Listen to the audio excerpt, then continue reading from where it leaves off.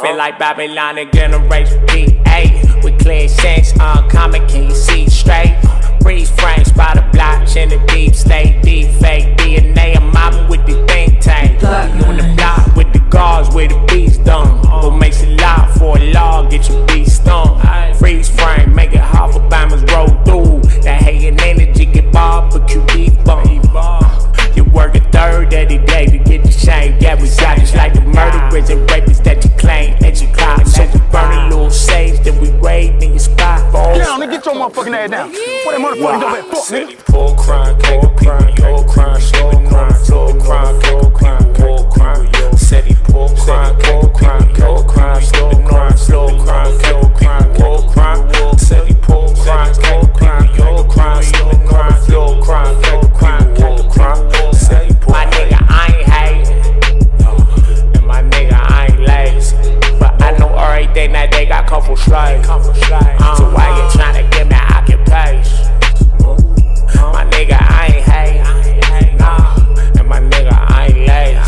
But I know hoagies and some cold-blooded killers, rape and thieves. So why should I be patient? I said he pull crime, slow crime. Sit your $5 ass down before I make change.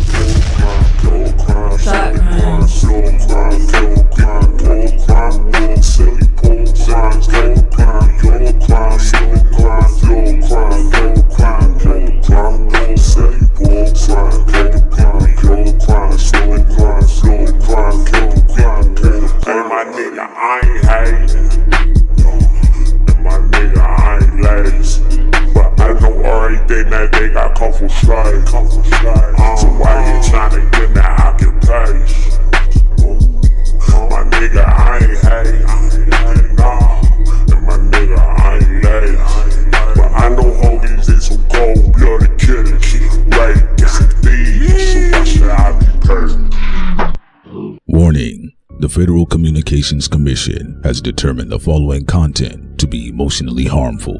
Snowflakes should not view this content under any circumstances, even if supervised by a G.I. Joe, Navy SEALs, Army vet, or someone with good common sense.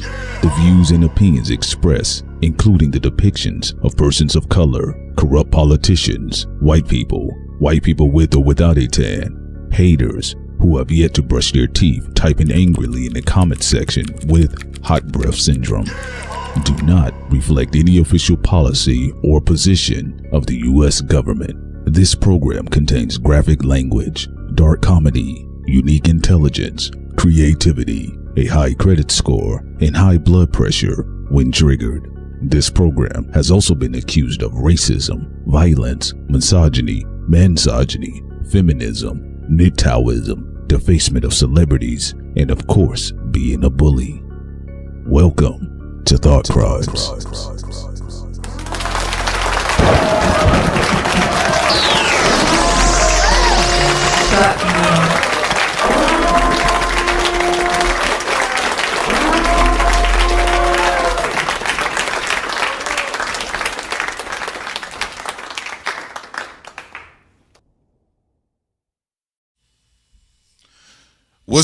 What's up, everybody? This is your man, P Solo, back in a...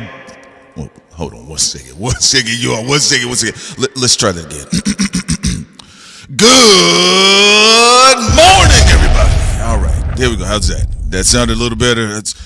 All right, y'all. Sorry about that. I apologize for my timing, too, by the way, y'all. You know, had to get the tech right and everything, things of that nature, and was doing some follow-up research, especially what's been going on right now with Mr. Nolan Wells. All right, folks, you guys know about the story about a particular missing teen that at the time was missing from Mississippi. Also, by the way, shouts out to you all in the chat, too. Look, you all, sincere ignorance. She said she's going to need a couple more days, folks. She will be back. Do not worry. I had some people, they were like, man, what's going on? Where is sincere ignorance? I said, oh, no, man, she good. Y'all saw she slid in yesterday. What'd I tell you? I said, oh, yeah, sincere will be back Thursday. And then she slid in yesterday. All right, yo. So she'll be back again, folks. She got some other things to take care of. But again, folks, we're going to keep this show going. All right. Of course, we got what's been going on with Mr. Nolan Wells. Then Jadakiss.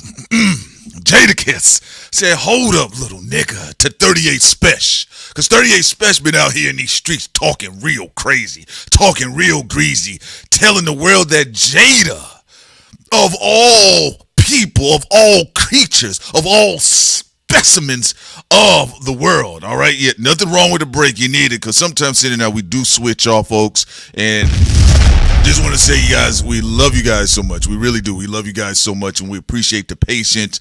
And again, we're going to have even more further exclusive streams on our Patreon. Don't worry, I already got some albums to line up to review. The new King album by T.I. You know, we got to get back to our boy. He wants us to really knock out the Wale joint. We really love the Wale album, so don't worry. We're going to have those things loaded up. We're just working on some things. You guys know what time it is. But I do got to get into it, y'all. Jadakiss. He said, is this about a verse or a career? All right? Because 38 Spesh, I mean, I ain't going to lie. Listen, y'all. When we're gassing and supporting brothers and sisters, when we're gassing each other, we got to be careful. Gots to be careful. All right? We got to be careful. So 38 Spesh was talking about it on Bad Fuel. He said that Jada been ducking me. He said Jada don't want no parts of me. Jada washed up. He old. Ever since he done lost weight and grew his hair, Jada been soft. Jada been out here trying to sell coffee. He's Mr. Folgers. All right?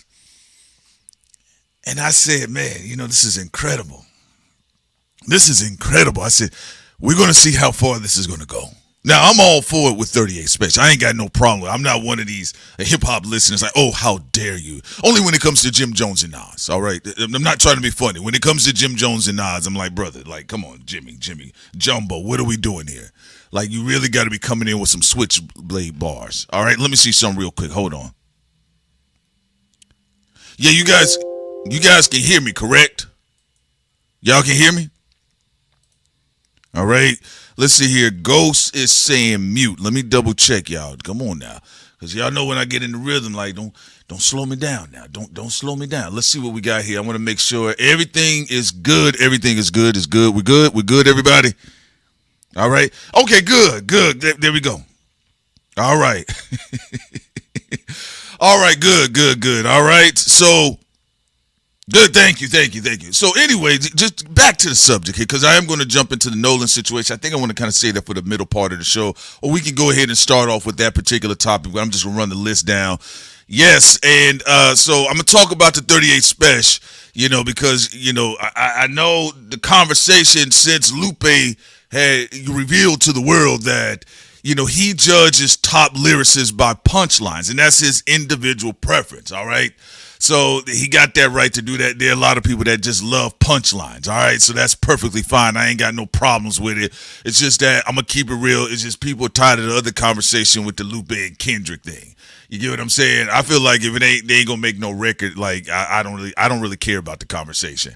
But moving on forward, though, Jadakiss is easily top 5. If we're talking about studio album rappers, because we know there's the battle rappers like Loaded Lux right now getting that Hitman. They call you the Hitman. All right. No, they really calling you the Get Hit Man. All right. So I'm going to jump into that a little bit. You know, Loaded Lux was doing his damn thing on that particular track. He was sliding through there, and Murder Mook was in there over there in the video in the passenger seat, you know, blasting off. All right. So we're going to see what's going to go on with that situation. But if we're talking about studio rappers, studio albums, y'all know damn well Jadakiss is definitely top 5 when it comes to punchlines, bars for bars for bars. Now, my favorite member of D Block is Styles P, but we all know when it comes to the punchlines, ain't no other like George Foreman Jada. All right, now Muhammad Ali Kiss. All right, so I'm very interested, and I can't wait to jump into that particular topic. But yes, that's going to be a very interesting situation. I did see a lot of people You know, I don't know if New York niggas, I don't know if y'all trolling or what. I think 38 Spesh is a nice nigga on the mic. But I just don't think I felt anything that would warrant that type of conversation with Jada. I'm not saying you're capable or incapable of the situation, but you gotta show me. Especially when you going after Loch Ness head-shaped Jada. You gotta show me. All right? You gotta show me what you're working with. All right? I ain't gonna say daddy because we ain't that bad boy. All right? But yeah, I think that's an interesting conversation, and I think, you know, originally I was gonna go with the whole theme of like who had the best punchlines, who's the best punchline rapper, but I want to kind of, you know, make sure things are a little bit, you know, diverse, you know, have a little bit of variety. You know, people have been asking like, what are our thoughts about the Nolan situation, Nolan Wales, what went on in Mississippi. Y'all know I'm from the South. I don't even play like that, and rest in peace to the brother and hats off to the family. Look, I can't really get out here onto too many conspiracy theories, but I can just tell you the fact of the matter is that from what I saw, he seemed to be the only black guy in the situation. There was some other brothers. I did see there was some other black boys moving around here and there, but a lot of wealthy, rich, white Southern kids. And I'll keep it real with y'all. Have I been in a situation like that when I was younger on the outskirts of Georgia? Yes, and I left. I had to leave. I had to leave. I couldn't do it. You know, when they want you to get out in the world and they tell you to network, they didn't know they was going to have you to go out here in the white sand territory. All right? Now, there's a lot of people online there, you know, coming up with their conspiracy theories. You know, for black folks, black Americans, you guys already know what our sixth sense is. You know, for a lot of folks, it's just not that comfortable. You know what? And keep it real. Like people online, you know, you got the trolls. They're like, why is it about race? I don't listen to why is it about race people because they're trolling. All right, they got dark, demented points of views. All right, but realistically, like they said, if the roles were reversed, look, let me tell y'all something real quick. I have been around some progressive, feminists. I believe in reparation whites. And the minute something of value came up missing, I've had them look me right in my face. I said, what you looking at? Your dumb ass just lost it. It ain't got nothing to do with me. So it's not even about that. It's just, it's what we have been groomed socially in America. That's what it is. You know, people get suspicious. You know, different ethnicities walk into the room, 5 of them, people get suspicious. You get what I'm saying? And so there are also people online, and I'm going to be real with you. I didn't really want to cover this story. Not that I got a problem with, you know, doing these things with you, but I really didn't want to cover this story. If you guys know, like early on Thought Crimes, like Sin and I was like attacking a lot of these stories back to back to back to back to back and spin the block again on back to back to back again. Right? And after a while, you all, it's like, you know, we sounded like Mike Jones, we're repeating ourselves. Now, I'm not saying that you can't bring awareness to these situations, but, you know, at some point in time, scientifically, we had to look at it, you know, yeah, are we bringing awareness of these circumstances for our people? Yes, that is absolutely correct. But on the other side of the game, you know, algorithms, just like any other part of the entertainment, industrial, sci-fi, Scientology, science complex, they make more money off of black blood. This situation here, it looks to be as if it's black blood that has been spilt. Black conflict, black death. And again, bringing awareness to these situations is one thing, but I'm already seeing people, especially on South African-owned X, exploiting the situation. I'm seeing people doing AI videos. Like they had one video where they're dragging a body out of the river, out of water, and the body's like covered, you know, it's like in a yellow bag. And the crazy part about it, I said, that's AI. That's not that. Even, you know, even people, they're resharing it like, oh my God, look at this. I'm like, if you look at the video, look at the beach, all right? Look at where, you know, Nolan was standing with his said friends at the time, or some of his teammates. look at where they were standing, and then look at what they're pulling out. I mean, come on now, So online, people are milking this. They're just look, y'all. It's just a crazy, disgusting social media world we're living in right now when it comes to the devaluement of human life, just across the board. Like people, because they have their own insecurities or they want to promote their own race theories or race hierarchy, they will lie on dead victims. And it really don't matter what the dead victim looks like. They'll just like remix it in a way where it satisfies their ego. So I'm seeing a lot of people on social media, especially the nastiness of X, just exploiting this, coming up with their own theories. And of course, as humans, we all speculate. Yeah. We don't own X. I know, man, but it's just like, I was just trying to get some information, see what's going on. And, y'all know X kind of spills over into YouTube and YouTube spills over into X. So they kind of got like a bad marriage with each other. So people are misreporting the facts on YouTube as well. Not everybody. There are people that are doing their due diligence and actually doing research. But no, at first, I'm not going to lie to you all. I seen the story, and then Sin did make a suggestion. She said, at least, maybe you can just speak on it briefly, and I said, I'll do that. But listen, y'all, it's a bit absurd. It's an absurd situation, and I know for a lot of folks, and again, keep in mind it's Mississippi. If you slid through Mississippi, Georgia, Kentucky, Alabama, Texas, Louisiana, Florida, all the way up to West Virginia, if you slide through those areas, there's a lot of that culture. There's a lot of, it's just what it is, and I've been in several situations where I've seen, let's say you're athletic men, you're around, like the football teams and some of the boys do lacrosse and all this other stuff. And I'll give y'all one situation. I remember I was doing some work in Houston at the time, and I think it was the Oilers, right? The Houston team, right? And so it was all of these black guys that came in, and I'm not gonna lie to y'all. It was like all of these white women. It was all of these white women. Like I don't know what happened, but it felt like some plantation shit.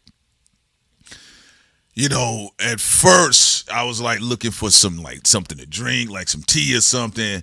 But I tell you what, I was looking around. I said, hey, I got to get the fuck out of here. I said, I got to get out of here. And there are people, and even some of the black folks online, I'm sure their intentions may be good, or they may perceive their intentions to be pure or good in the process. But, at the end of the day, I am seeing folks online shaming a victim here, potentially. I believe, how old was Nolan? What was he? He was about 18. Was he 18? Let me make sure I double check real quick. You guys, y'all bear with me because I didn't have a chance to really dig too deep into it. Again, if you guys have been following Sitting Out for a long time, look, y'all know we've covered like countless of stories such. But at some point, yeah, I was right. Yeah, so he was 18. So Nolan Xavier Wells was 18 years old at the time of his tragic passing. The student athlete from Ocean Springs, Mississippi, went missing during a 4th of July trip to Horn Island. And his body was recovered July 6th, which was 2 days later. And that's very unfortunate. Very most unfortunate for his family. I did have a chance to see that his mother and father, they were trying to figure out the whereabouts about, what was going on with their son. And look, what I'm just going to bring this up about victim shaming. Okay, he's dead now. You get what I'm saying? He's dead, and I'm seeing black folks online. We already know the white racists are going to troll. They're going to use any moment to just try to bring attention. Look, they're attention-starved hoes. I'm just being honest with you. If you go into their marriages, it's crazy. You go into their mommy-daddy family dynamics, they got some all types of crazy apocalyptic incest shit going on, okay? I'm just being honest with you. Most white, hateful, bigoted trolls. You go into their backyard, it just looks like The Walking Dead, and you're like, no, that's their family reunion. You get what I'm saying? So with that being the case, though, for some of us, we do need to understand when we are participating in dehumanization as well. And what I mean by that, I'm seeing too many people, especially, when it comes to young black males, when you're talking about youthful black masculinity, and they end up in a situation where anybody could have ended up in a situation while they're growing up, because you got to think about, you're speaking as a grown adult man or woman versus where your little half brain was at 17 or 18. All right. You're not going around, trying to, you're not thinking as much as you are where you are today because you have experience in life. So I am seeing some people talking from the perspectives of a 30-year-old or a 35-year-old, or, I see it's like what happened with Carmelo Anthony. It was grown men talking about like how dumb the little boy was. And I said, well, where were you at when you was trying to play football? Where were you at? What mindset were you in when you was just focused on your homework and making sure you took your caloric intake was high enough? Okay. You wanted to pass your SAT, and I just think at some point in time, especially with social media, we got to learn to have some grace somewhere, and realistically, when you was 18, 17, it may not be a situation where you end up around all white folks, but it could be a situation where you can recall when you was having a moment where you're thinking back today, or you're thinking back from today back then. You're like, you know what, man, I'm glad I know better now. You get what I'm saying? And unfortunately, while everybody I've seen online kind of wag their finger and criticize the mother and the father, look, we weren't in their household. We don't know what's going on. I know for me and how I grew up, we was always just warned, especially in Georgia, stay out of, situations where you kind of seeming a little outnumbered. And, people do fall into the trap of, I'm upper middle class, I'm making money, and sometimes, folks, we got to keep in mind, man, people just cross each other out. Let's be real. Like, people just betray each other. What was the story with the little sister that went down to Mexico? She was an entrepreneur. She went down to Mexico with her friends. It was like 2 women and 2 guys, and somehow she the only one in the Airbnb that came out dead. So you also got to keep in mind, folks, people just betray people, and it's looking kind of suspect here. It's looking like a good chance that the boy could have been outnumbered. The boy could have been betrayed. It's happened. You know what I'm saying? But I am seeing, some black people, especially with all the black righteous shit we kicking all the time, especially when it's in front of like white folks, it's, we black. But then like when it comes to having mercy with black victims, we don't even see how we sound sometimes. We don't even see how we sound, especially when it comes to like black teenagers. They found a girl swinging from the tree. I'm seeing some black folks having heartfelt, their hearts are pouring out. Then I'm just seeing people talking about, well, what was she thinking? What was she doing? Like, come on, stop acting like Stephen from Django. You get what I'm saying? But, of course it's going to, I keep in mind, even with my criticism, I do keep in mind that, it can trigger PTSD, just the dynamics of the story.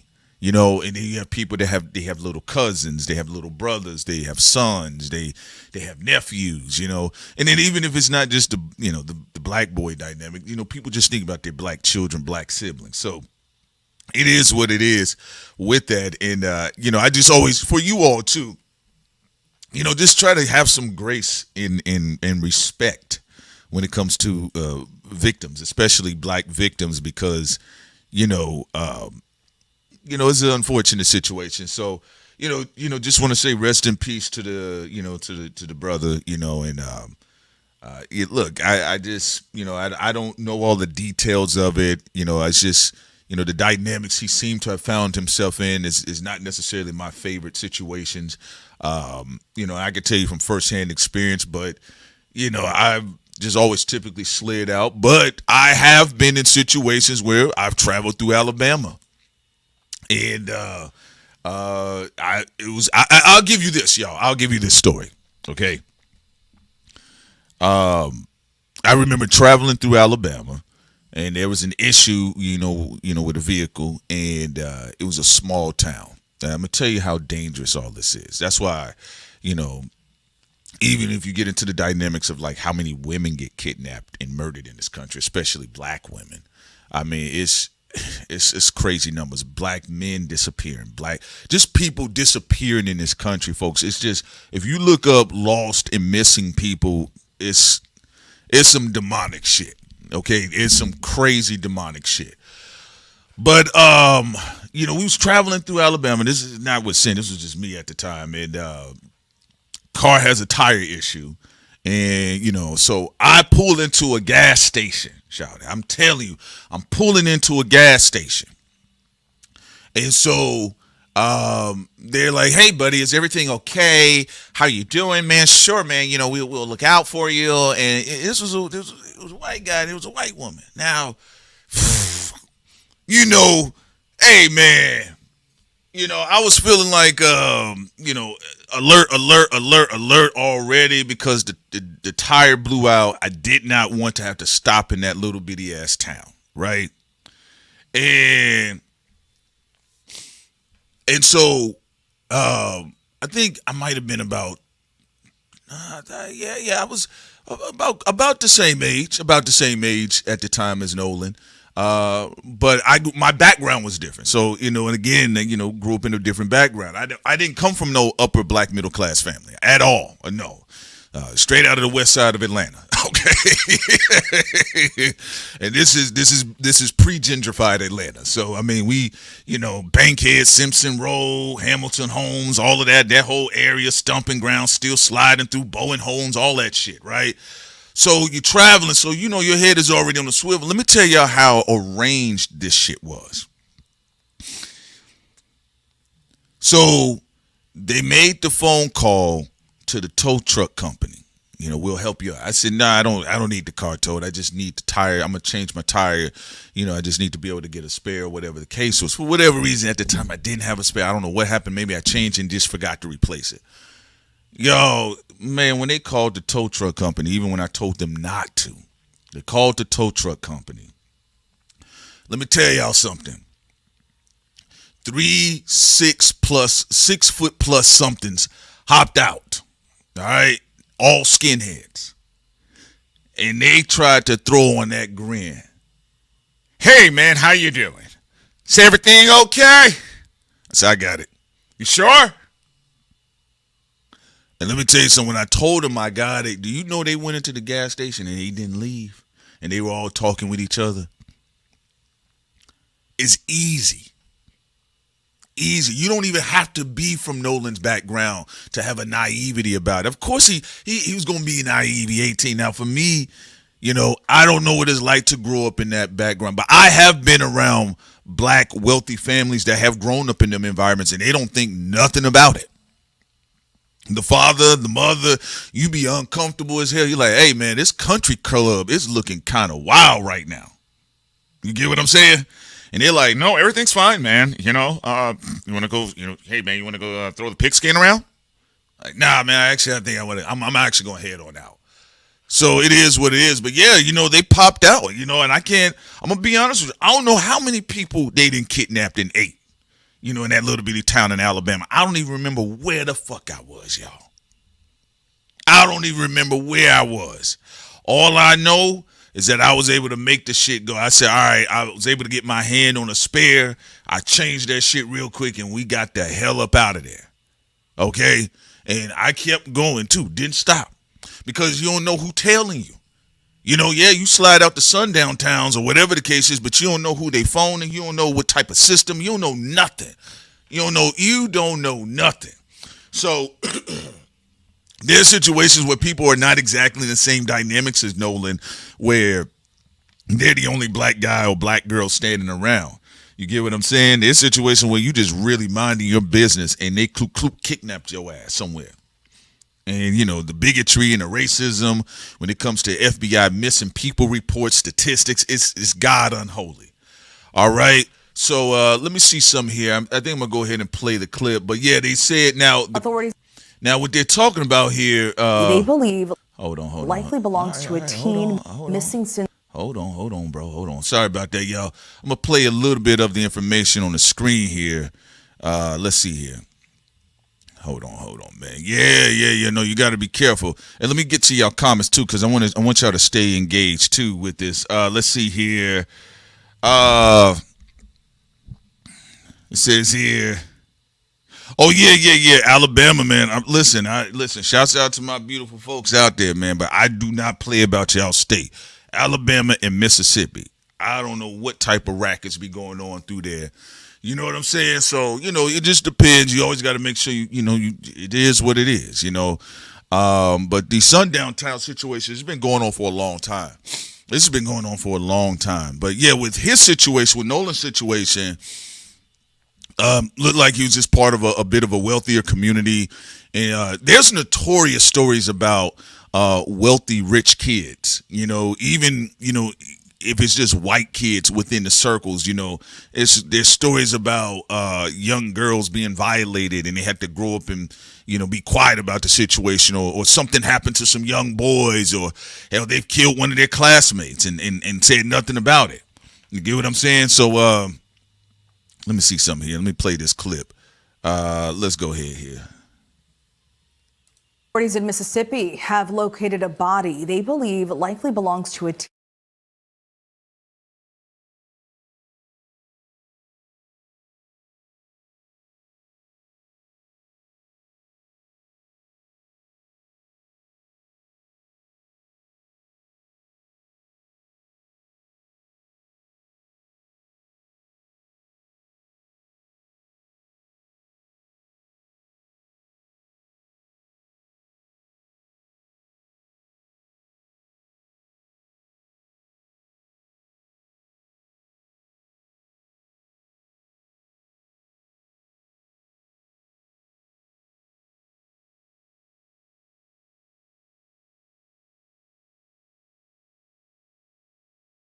Holiday destination about 10 miles off the Mississippi Gulf Coast.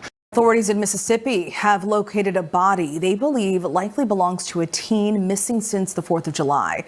18-year-old Nolan Wells was last seen on Horn Island Saturday. The barrier island is a popular vacation spot. The local sheriff's office says Wells was there with friends for the holiday when he was reported missing. ABC's Alex Perez is following this case for us. And Alex, great to see you. What's the latest with this? Yeah, Stephanie, officials unfortunately say it appears we're dealing with a tragic ending in this case after beloved 18-year-old Nolan Wells disappeared July 4th after going on a boating trip with friends. Now, sadly, officials say a body matching the description of the 18-year-old was recovered about 8:45 this morning just off the shore of Horn Island, a popular holiday destination about 10 miles off the Mississippi Gulf Coast. Now, the teen and friends reportedly took a boat trip to the barrier island for the 4th of July holiday. He was last seen on Saturday at about 3 p.m. After he vanished, his family and friends making an emotional plea for help, flooding social media with pictures of the outing showing Wells and a group of friends on a boat.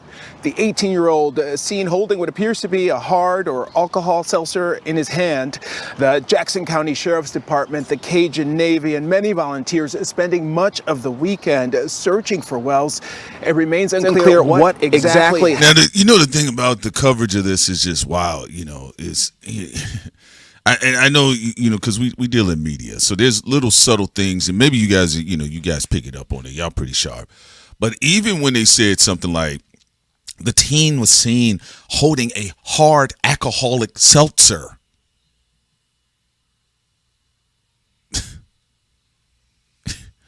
they're talking as if it was E40 or something, Mad Dog. The teen was seen holding a bottle of Mad Dog in one of the photos. We have yet to find out exactly what went on. I think I still think, even though they're a little bit more subtle with this situation, but I do find it fascinating about, the coverage of this particular case. Because look, that's what I said about having grace, and again, if you have family, you just, hey, lessons. That's all I can say respectfully, But I do find it, like, usually, like I said, with black victims, they're going to get blamed either way for dying. You know what I'm saying? Like, even, that's the thing about it. Like, that's what I said, being conscious of sometimes how we're speaking about, when we're seeing black victims, their deaths being publicized, even for us, because there's all the time psychologically, I'll catch myself. I was like, I don't have anything probably at this moment positive to say. But yeah, even the idea of highlighting Seltzer, again, if it was one of the other little white guys, if it was one of them, and we've seen videos or pictures of little preppy white guys, holding Budweiser, and something happens tragically to them. It's not stated in the news, in the report that they had Budweiser in one of the pictures. Like all of the teenage boys were holding hard seltzer. Hard seltzer, there's nothing. Hard seltzer is literally like there's nothing that can really go on with hard seltzer. Why was the seltzer in his hand important?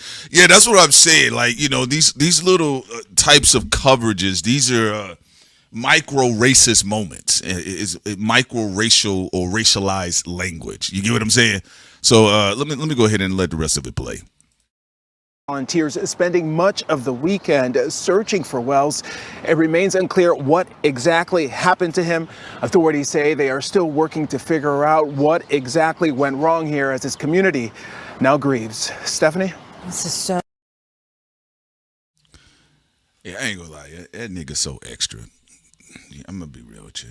Y'all know, news anchors go to acting school, right? I mean, this community grieves. Okay, if you care somebody like, hey man, can y'all change this language here? Why y'all talking about alcohol? Like the boy went missing, they found him dead. Why are we talking about the alcohol? All of the kids was drinking somewhere. And some of the parents too, as well. The parents was probably snorting cocaine. You never know with these little rich communities. I'm just telling you what it is in these areas when they talking about people at these little functions right now. Because look, I'm telling y'all, you go to these functions. The kids are drinking seltzer. Some of the women, they drinking they joints or whatever. But you walk in on some of these yachts and boats, man. I'm just telling you, Tony Montana. All right. Yeah, man. But I don't know. And again, I don't have any new perspective to offer you all, but I am aware of the story. It's trending all over social media. So just, out of respect, I'm not going to go too far. But, to me, duck's a duck, a goose, and I just, I'm not really comfortable in environment. I am seeing a lot of people offer their commentary on, parts of social media respectfully. I don't know. I did see that they, apparently they've enlisted the services of Benjamin Crump. I got my own opinions about Benjamin Crump, but it probably don't mean shit right now. So I'll just say, let me see something real quick. Let me put in Nolan Wells, and there was a couple people that had some commentary on it. So they said there was an update here, and you like there's one account called Trending Explain, and let me see something real quick. Trending Explain, because some of these accounts, some of these accounts be in South Africa. Some of these accounts, I'm gonna be honest with you, just like in Nigeria. And I haven't had a chance to look into his record, but I'm like, what is his winning record versus his loss record? All right, so okay, there we go. All right, y'all said it was buffering. Take it easy. Let's see. All right, hopefully everything's straight, y'all. Sorry about that. All right, yeah. So, like I said, there's a little bit of issues here and there, but we getting through this. So that's why I started a little later. So I wanted to make sure the show was clear for y'all, because I don't want no chopped up show or anything like that. All right, let's see some of you. Hold on. All right, let's get back to it. Okay. So yeah, the MAGA trolls. Okay, Crown says this is heartbreaking, probably at the hands of initiation ritual, yet he was a sacrifice. You never know. Again, in these dynamics. Hazing is a big thing. Hazing is really big, especially with athletes. Let me see some here. This guy here, he had something to say. You know, so y'all got people online, they delivering their commentary. Black people, you have got to teach your kids, especially your kids that are hanging out with rich white kids. That is not good. You got to stop letting them hang out with rich white kids. This Nolan Wells situation never should have happened. The parents of Nolan Wells should have known better than to let him hang out with these kids. I have an older son. I'm not saying it's the parents' fault, but I'm just saying it happens all the time. My older son is half black. He looked more black than he did half. But he got into a similar situation. He was fighting with a bunch of rich kids in North Atlanta, the North Atlanta suburbs, the richest neighborhood. Now, I want y'all to hear that, because that's what I said. A lot of people they not from the A. A lot of people be talking shit. They think like, oh, it's just a bunch of Quavo niggas running around. No, I told y'all. You get what I'm saying? Listen to what he talked about with North Atlanta, and yes, that is true, because again, it can still get into some trouble. You get what I'm saying? But even when he was saying like black kids, black parents, that is true. And realistically though, even when black parents think like that, people berate them all day, talking about, oh, don't see color, stop being racist. You get what I'm saying? So, again, that's what I always tell you, with your own self-esteem for you and your family, you got to do what works for your family. You get what I'm saying? But let's go ahead and let me hear what the rest he got to say. In Cherokee County, Georgia. And he was fighting with a bunch of boys over a girl. And lucky for him, he didn't wind up dead. He just wound up locked up for a while. But it could have wound up with him being killed.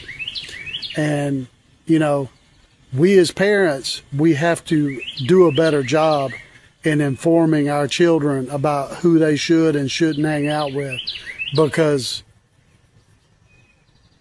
matters. No, he's telling the truth now. Listen. This old hick telling the truth. Now, Cherokee County, another problematic area. Yeah, Ariel laughing, said a bunch of Quavos run. Yeah, like I always hear like a bunch of people always running their mouth. Hey, it's cool if we doing a regional roasting, but there's niggas that ain't never even been to Atlanta running their mouth about Atlanta. Nigga, what the fuck you talking about? You live in Milwaukee. You get what I'm saying? So nah, bro, Atlanta ain't no big old party Sambo Central. Cause people think like, oh, y'all niggas just partying all day out there. Not really. It's a bunch of hot-headed niggas running around because they still got to deal with old Confederate crackers. Y'all forget this strong Thurman stomping ground. This is where they burned the city down, Civil War. Like, what we talking about? You get what I'm saying? So that's why a lot of times when y'all like, bro, I don't care about the road. It's just when people always like, and when Atlanta nigga, get off YouTube. Nigga, get off of black reality television. That's like me looking at LA and seeing sellout blacks in Hollywood and be like, damn, what's up with LA? That's like me looking at all this shit going on with Rock Nation. Damn, what's going on with Black New York?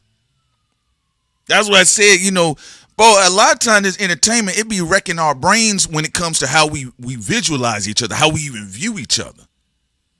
You get what I'm saying? So, yeah, no, he is right. The old cracker right here. It is the truth. You slide too far up north, you slide too far out west, you're going to find yourself in some trouble. You get what I'm saying? And I'm going to be real with you. If you got a backbone, you ain't going to take shit from nobody. I told you, I done found myself in situations. All right, you just ain't. It is what it is. You ain't going to take shit from anybody. But like he said, luckily for him, he just got locked up. Color of your skin matters, especially when you're hanging out with a bunch of rich kids that have, doctors and lawyers and judges as parents. You know that your kid is going to either wind up locked up or dead. So My heart goes out to Nolan Wells' family. I really hate that it happened to him, but you gotta protect your children, because white people will kill your children at the drop of a hat. That's just the way it is, especially these entitled little rich white kids. God loves you. I love you. All right, man. I appreciate it, for him dropping some science on the general public, and even educating folks about the dynamics of even what goes on in the A. You get what I'm saying? But yeah, there's people that offering their own interpretation. Here's another story here that I thought was a bit fascinating. Let me put this up on screen for y'all. I had to double check because y'all know like AI really popping online. But yeah, before I go into this situation here, yes, no, it's the truth, and that's why I said I don't like when I hear all the like insulated people in America, or I even when we deal with like some of the stuff we talk about with the industry, and I know it's a lot of insulated, industry folks, their mindset like that it's not the same. We not connecting the same. You get what I'm saying? So, like, you got to be careful even with your influence. So, like, you got to understand, like, I'll give you an example. So, when the Jay-Z We Pass Neil and shit happened, right? When the Jay-Z We Pass Neil and shit had happened, and they did all the stuff with Colin Kaepernick, and he was talking about the Miranda rights and racism and all this other stuff, right? And you got everybody riled up. You got to understand, bro, not everybody from even Marcy. I'm not going to even say Marcy. There's a working class folks out there. You got people that are struggling and all this other stuff. But they're not even from those areas. You get what I'm saying? Where, there's some benefit of like classism. Like, you got to understand, you talking about you getting attention of people that are really going through it through all parts of the nation. You get what I'm saying? And so when you come out your mouth and you kind of get on some poor righteous teacher stuff, some Harry Belafonte type stuff, Sidney Poitier, Martin Luther King, Malcolm X stuff, because it's all used in marketing, you got to understand people believe you in these areas.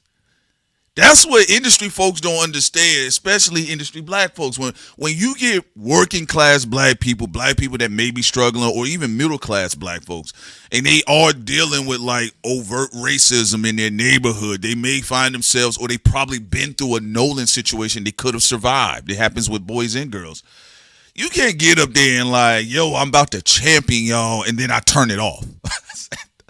No, it don't work that way. I mean, I understand that you trying to do what you want to do for your money, but you must accept the feedback.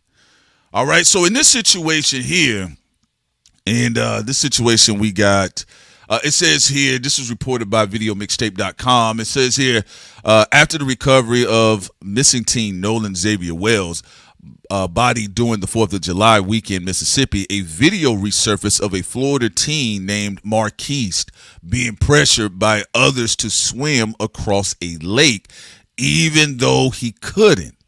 Thankfully, he was rescued by a family. Let's play this here. Let me hear what this got. Let's see what this is. Hold on, y'all. Hold on, bro. Hold on. Y'all know what time it is. All right, we got Burnt Rubber City in the chat. Let's see here. Let me see. Rubber City says, shut up, stop. My bad, player. You know what, dog? I did not even see your dirty Nick comments. The hell? Let me go back up real quick. Boy, y'all so polite in the chat.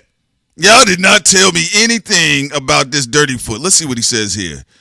I guess the R is for race. Okay, so we got a troll. We got a troll in the chat. Okay. Folks, listen.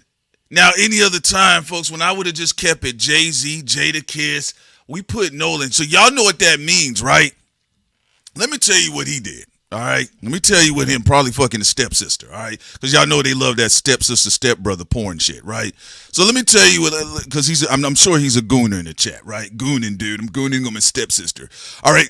So what he did is he punched in Nolan, all right, on YouTube. He probably did today. And right now, he's just going through different chats with this. All right. So, where you at, Rubber? Nah, Rubber. You are fucking around with Nolan. That's what you doing. You looking for Nolan's ghost. You looking for his spirit. Nah, don't change the conversation now. Don't change the conversation now, Wigger. You crash something, you better bring it back more. Come on, Wigger. I am going to be opening up the phone lines. I definitely want your ass to call in. I want you to call in. All right? So, nah, don't try to switch up into Wigger now. You was full on redneck. Because y'all know y'all two-faced now. You got Wigger and redneck. Which one are you today now? All right, which one are you today? If we talking about black issues, the redneck coming out. We talking about hip-hop, oh, the Wigger's outside. Dude, who do you like? Action Bronson or Jack Harlow? Man, Jack Harlow is in hip-hop. You crash something, you better bring it back more. All right, player, come on now. You know damn well what your ass did. Your raggedy ass went online and looked. Give me recent updates on YouTube for Nolan. Which black YouTuber is talking about Nolan? I'm going to hop in the chat and say something.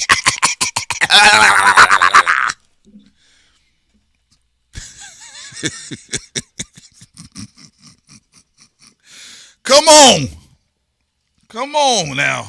Come on, Broken Rubber. What we got now? What else you got? What else you got? Come on, because y'all come all the time. It's the same hook shot every time, and that shit brick all the time. And I just be standing under the rim. Now, you know who Nolan is. Don't act stupid. You started off in the chat talking about, why are you being so racist? Knowing your dumb ass, you only go to 2 social media platforms, X and YouTube. Sit your ass. Come on, man. I'm acting dumb.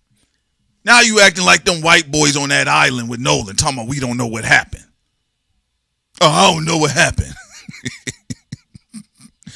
You right, Cal, something, you know. All right, it might be a humiliation king, because I ain't going to lie to you, man. I'm just telling y'all. I done saw some funny racist boys, too. I was like, bro, so you was messing around because you also queer and you wanted to get dominated by a black soul. Won't be me, niggas. Won't be me. All right. Oh, man, your brain You was just, hold on now, don't you? Now, here you go with the gaslighting, player.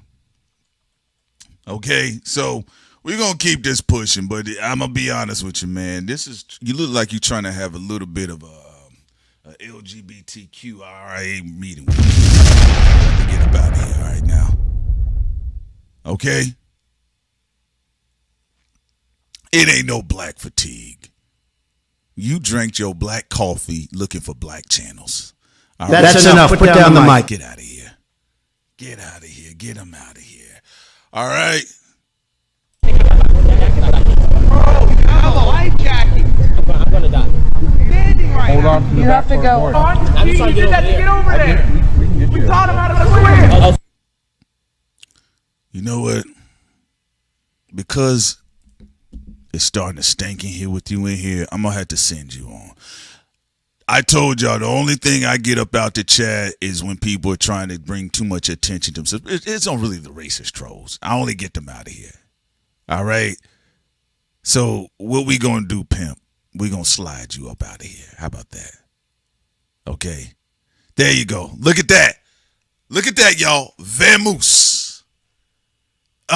You whack to me. I see the whack gimmicks, the lyrics. Get them out of here. All right?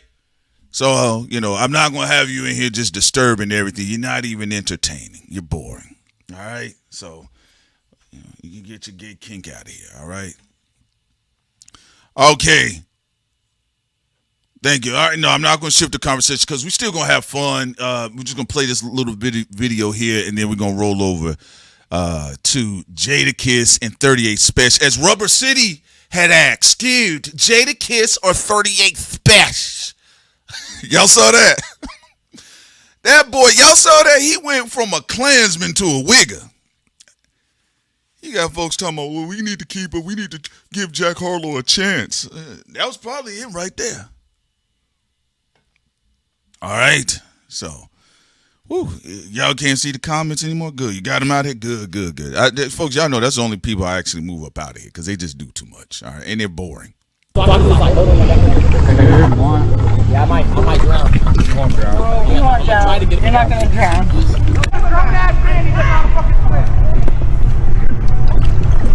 I'm gonna die. Wait, I ain't got the fucking kayak. You gotta learn how to swim. I'm not. Fucking walk. Fair, we're trying to hold off the back. So you can swim down river, you fucking retard. Nah, I think I'll stay here. Bro! How am I gonna get you back home? You don't think Mama Marquise is gonna be worried? Yeah, your mom. My mom's name. My dad's your mom is always worried about you. I think that's why. When your dad's in prison, we know, we can tell just by looking at you. Bro, we get you can't swim, but bro, just go get a kayak. You have a fucking life jacket on, Marquise. I'll just wait. Bro, you have a life jacket. Bro, I'm black. It doesn't matter. It's not gonna save me. Bro, yes it does. Bro, I'll just find a way. Hey. Yeah, they think I'm about to do that. Y'all see all of that? Now, y'all hear that? Y'all saw Rubber City's cousins on the stream? Yeah, look, y'all gotta understand this, man. I'm just being blunt with y'all. Look, it's really like it's like a sick mental illness. You know, actually there was a story I was watching one time, and it was a guy that he left the Aryan Nation, the Aryan Brotherhood, and he talked about what it was like to be 100% active racist all day, every day, and he said it was exhausting. Let me tell you why he said this shit was exhausting. He said, I had to lie about the things that I liked. He said, like music and food. He says, because you gotta stay in this racist mode all day. He said he got to stay in this racist mode all day. You got to pretend to be something, and you know it's a lie. You saw Rubber City in there. Now, how are you going to talk about, like, think about this, y'all.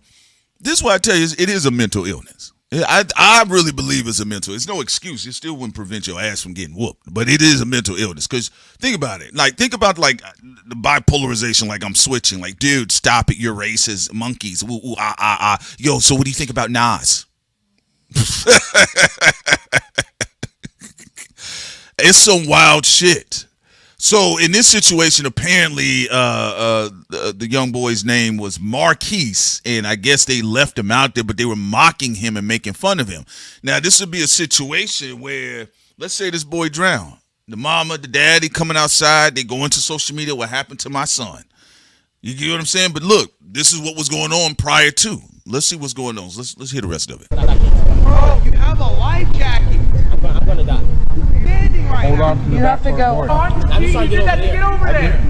We taught him how to swim. Oh, so I can just like hold on to the back door. Stay here if you want. Yeah, I might drown. You won't drown. Bro, you won't drown. You're not gonna drown. I promise you won't drown. There you go. Thank you. What's your name? Huh? You know what's your name? Oh, my name is Marquise. Everybody calls me Mark because I go to the Nolan. Are you okay? Are you okay? Are you okay? Yeah. Okay. I was okay getting over here. And they think I'm about to swim back. I can't even swim. Good job right now. Probably not holding on this. And it's my first time here. It's your first First time? Well, welcome. Yeah. How'd you get over here? Yeah, what They made me happened? take that way over there, and they had 2 life jackets on. I'm never coming back with y'all. Yo, we told you if you were coming, we had a life jacket. A life jacket. This ain't even for a big kid. This for a little kid. Oh my god. You're welcome. You know, now, what I will say, yeah, this is some get out shit. This is some get out shit. Now, what I will say, you know, discernment, you know, it should be learned. It should be taught, right? You know, like, come on, like, you you can get the vibe when you rolling with some people that they just genuinely ain't shit. Like, let me tell you something. People let you know when they don't like you. Like, before we even get to a situation where you could end up dead or you drowning in a river somewhere, like, people they're either always putting you down in the comments, or they're always saying something. They always got a backhanded compliment. It's something that you can genuinely feel that when somebody deeply hates you. Like, you think about coworkers that just dislike you. They don't hate you. They just like, oh, there goes Shantavia. Like, I just don't like her, right? But she doesn't hate you, right? Like, even you can catch those comments, right? To the point, like, you like, hey, man, what you mean by that, right? But when it's pure hatred, bro, you can, that shit is clear. The type of jokes they make, the passive aggressive comments. If you say something, they silent. Or you do something, they don't give you the look on it, but they like bragging about somebody else that did something you did, but at a lower level. Like, there's so many ways humans, we exemplify, we communicate, we communicate that we hate somebody. Like, you get what I'm saying? Like, our body language is very clear. You should just be aware of it. You shouldn't be like, well, maybe it's no, pay attention, especially if you out in situations like that. So, people are going online. They're having their commentary. They're breaking things down. And again, I'll wait. Once everything comes in with the update, and if you see any of the friends start to get lawyers, then I'll definitely have an update. But as it stands right now, the only thing I can offer is just kind of brief commentary here concerning the brother Nolan Wells. And again, this has been happening across the country. Period. You do have notable cases. Like, this is clearly going to be a high profile case as to what has happened with Nolan Xavier Wells. But again, you routinely have missing girls, missing young boys, missing adult women, missing adult men, missing elderly people. You get what I'm saying? So, you guys just, be safe out there. Make sure you always pay attention to what you're doing, who you're doing things with. And listen, the lines between the brows, all right? You gotta watch that type of stuff, all right? So this is very unfortunate, but I'll keep my eye on it, and I'll keep the updates on our Patreon. I'll probably post things in our community as well. Okay, let me see any other comments. Yeah, let's see what else we got here in the chat real quick. He said, okay, Unknown said, I made the mistake as a kid. I had an opportunity to learn from them and not get killed.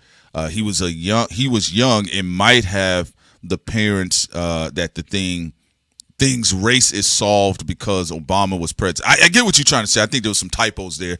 That happens all the time. You get money and you feel like, hey, I can kind of afford better things. I can go into the nicer restaurants and boom, something hits you right in the face. All right. Let's see here. Let's get into what's been going on with Mr. 38 Spesh. All right. 38 Spesh. Oh, also, side note, this Marcellus Wiley thing is getting pretty wild. Now, remember, Marcellus Wiley had a show with Emmanuel Acho called Speak for Yourself. And then Marcellus Wiley was let go. And then you had Joy Taylor come in, and I think the other guy name might have been Sean or LaShawn, right?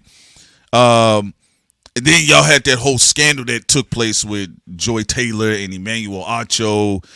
What happened, though, Marcellus on his YouTube channel, I made a post about this on Patreon, but on his YouTube channel, he just, kind of kept, taking his shots at Emmanuel Acho.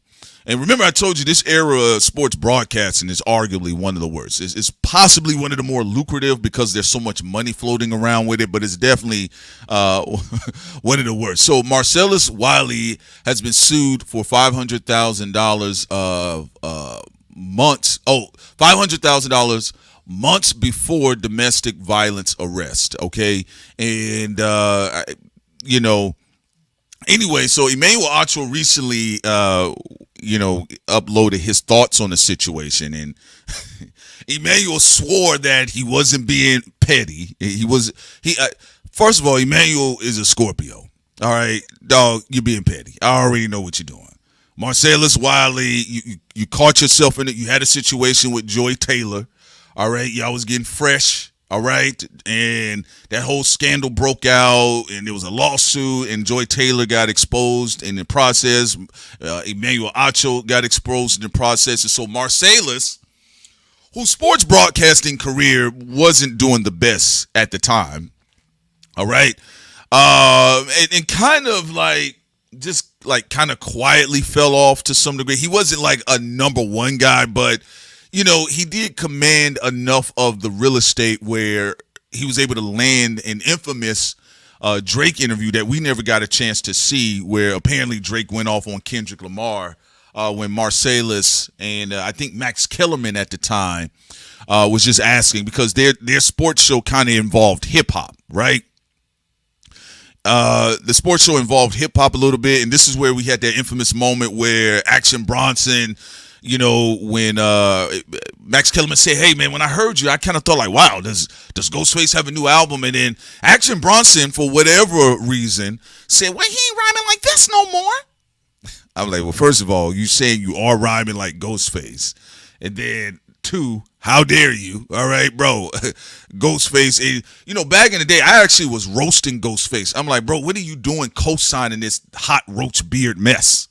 All right, so then, Ghostface did that. He did his infamous clapback where he was talking over some sort of spinner record or some sort of 70s record, and it was legendary. And then from that point on, Action Bronson's buzz ain't never been the same.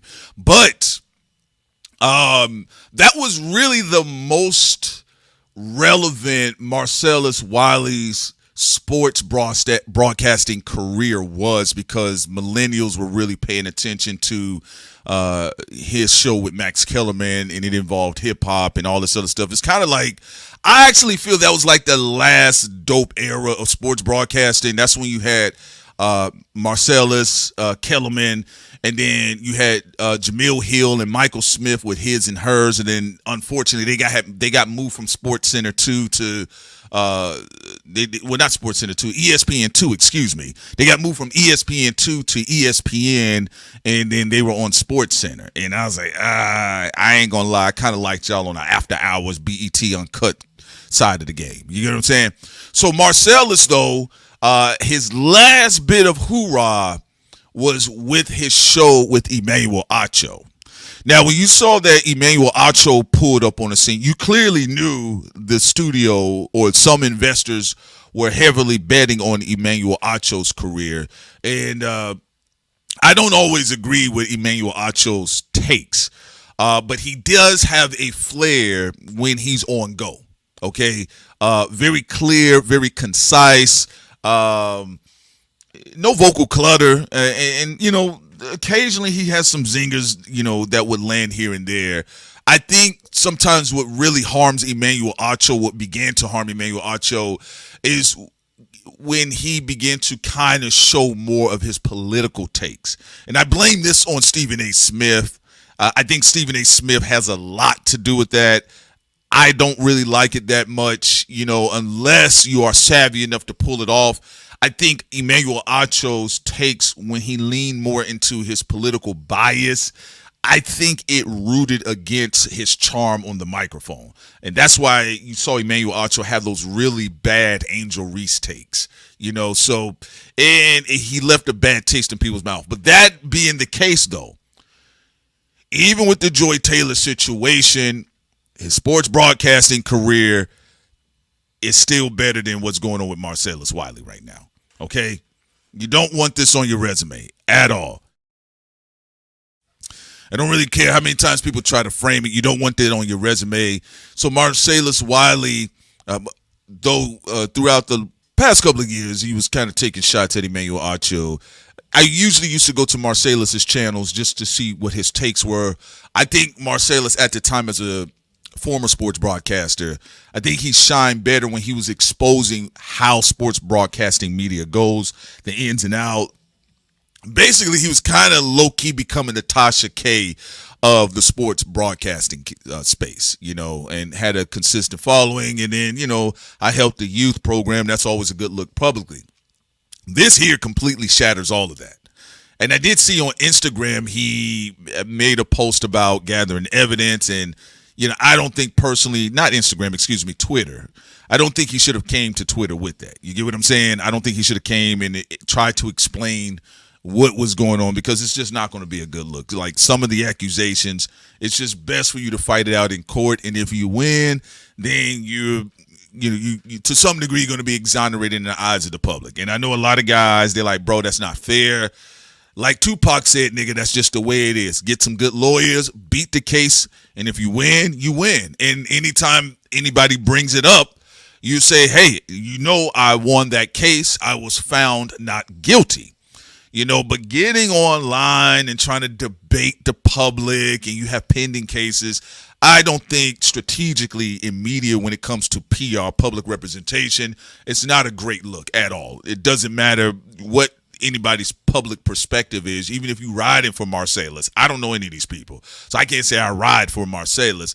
All I know is what's been revealed to the public. But Emmanuel Acho, he kind of decided to take it upon himself to give us the tea, right? And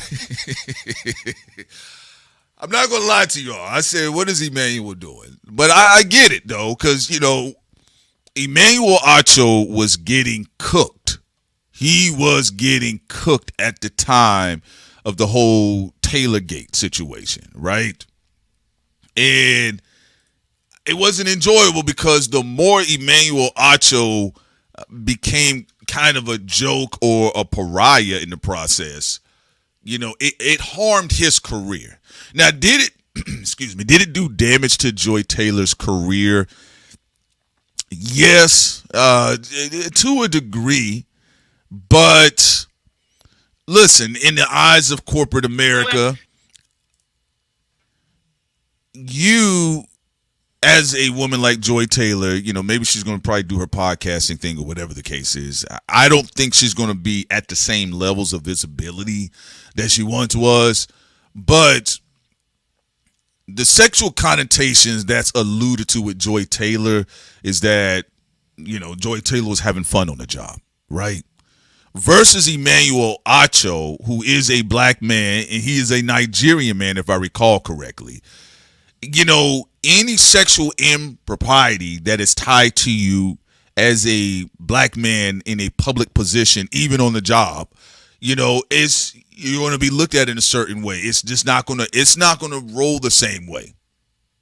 Okay? It's just, in general, it's going to come off predatory. All right? And I know people don't like to hear that. I have partners, I tell them, especially, I was working at certain places, like, hey, don't do it on the job, because, they're going to fire you, and they're going to say, sexual inappropriate behavior.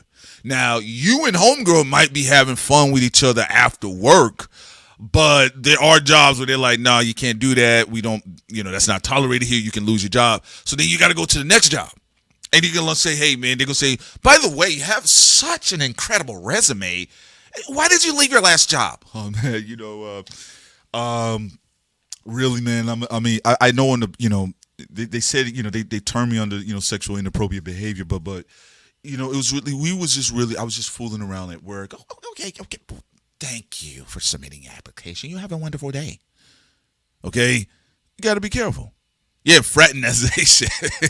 So Emmanuel Acho decided to take to Twitter, and there you go. Look at it, right? So let's hear what Emmanuel Acho has to say in all this. I'm not going to let the full 9 minutes play out, but let's go. So what's the real, in case you're not familiar with Marcellus Wiley, 10-year NFL vet from Compton to Columbia. The dude's story, as far as an intellect, it's outstanding. How the hell you get from Compton to Columbia, then you play 10 years in the league? Also, by the way, y'all, come on, man. Look how giddy he is. Look how giddy he is. Like, what did he have? Matcha, cocoa, and coffee. Like, look how giddy he is. Let's let him start off. So what's the real, in case you're not familiar with Marcellus Wiley, 10-year NFL vet from Compton to Columbia. The dude's story, as far as an intellect, It's outstanding. How the hell you get from Compton to Columbia, then you play 10 years in the league? You also, when you sign with the Chargers, I think the highest paid player in history? Oh, the high is incredibly high. I worked with them previously, but let's get to the latest. Domestic battery accusation, goes to jail post bond from his wife, Anne Marie Wiley. Okay, what the hell is really going on? Remember,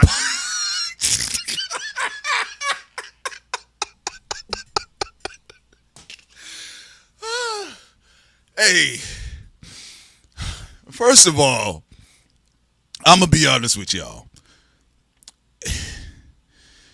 Clearly, Emmanuel Acho is trained. He's trained. Let me tell you why. There are different speaking styles that you're supposed to have publicly if you're doing any forms of broadcasting, right? Brother sitting on the couch, y'all. Like, I mean, it feels like I'm about to cut to a commercial break. Okay, let me tell you what happened. Let's zoom in camera. Zoom in on 3, all right? Hold, pause, cut, out, exit. Right? And so clearly, you know, he's getting his smoke off. He's smoking on a Wiley pack right now. Because, listen, if you guys have been on our Patreon, I showed you guys the amount of videos that Marcellus Wiley had did on Emmanuel Acho. Emmanuel Acho seems to, he does got a Scorpio temper. Because what was the show he was on where they made a light joke about him and Joy Taylor, and he just got, like, very serious? You get what I'm saying? All right. Yeah, it is true. You got to be careful when you gloat on others' troubles. I do agree with you, Pacino, but that also goes for Marcellus too. You know, I don't have a side. I don't have a bone in this fight. I don't have a dog in this fight here. But Marcellus was smoking on an Acho pack for a good minute now. So now Acho is like, okay, it's time for me to light up. Light up, no Usher. All right, let's see what he got. I told you, I just saw both of them. Dapped up Marcellus, didn't speak to the wifey. What's the latest with Marcellus? We have started to see a fall, avalanche, if you will, from grace. I got to read some things because I don't want to get too much of it wrong. Multiple women have sued. Look at him. Yo, look at him. This is identifiable op behavior. All right, this is identifiable op behavior. Like What happened here? We fall from grace. Okay, we got multiple women. Not trying to be funny. I don't think, you know, again, with Wiley's history, I don't think I've recalled in our era, you know, maybe other people can attest for that because I actually, you know, knew people that knew some of these folks back in the day. And it's like, hey, man, these boys a handful. These ball players, they're a handful behind the scenes. But even when Emmanuel Acho was like, the fall from grace, brother, like, Marcellus was not sitting in the White House, okay? But let's get into it. I get it. He got to get back at his ops. Marcellus alleging sexual assault allegations. Remember, 2023, there were 3 allegations of sexual assault. And then what happened? Well, in what looks like April now, there were even more allegations, 4 allegations. If you look and you do your research, 10 to 12 potential sexual assault victims from 1994, back when he was at his Columbia years, through 2009, including an ESPN production assistant. I'm not making this stuff up. This is literally... Lord have mercy. Look, I'm going to let it play for a few more minutes, and then I'm going to transition to, we're going to get into the 38 Spesh conversation. And since this broadcasting wars, matter of fact, I think I'll just bump up the DJ Academics and Charlemagne situation. I'll talk about that too. You know, we did have Kentucky Kendrick. I know he was in the chat, and he told us y'all need to pick a side, and then he told us he was Rock Nation in the chat. I said, that's cool. I mean, I figured you was somebody, but like, nigga, I picked Thought Crimes right now. We're just going to keep pushing and doing what we're doing. But yes, and shouts out to HM3.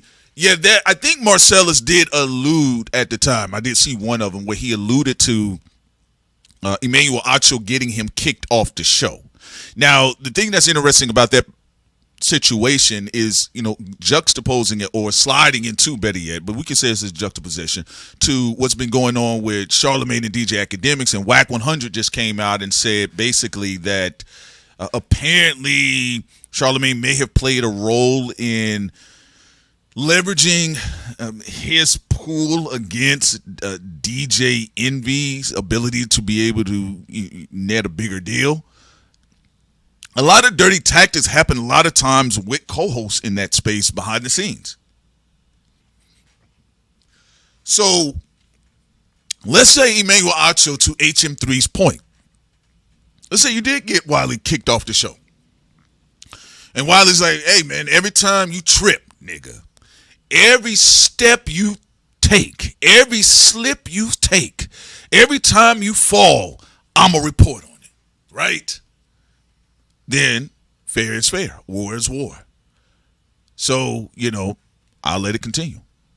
Just what has been going on with Marcellus. So outside of the latest rape accusation, this is what the hell has been going on with Marcellus Wiley, a person that I've seen 3 times in the last 3 months. Saw him at the Bird Streets Club one time, saw him at USC another time, saw him at a Lot Trophy Award. I'm speaking in Orange County, saw Big Dog, spoke to him all 3 times. We do not have as much beef as people want to think we have, in large part because he talks a lot of mess about me and I just let that joint slide off.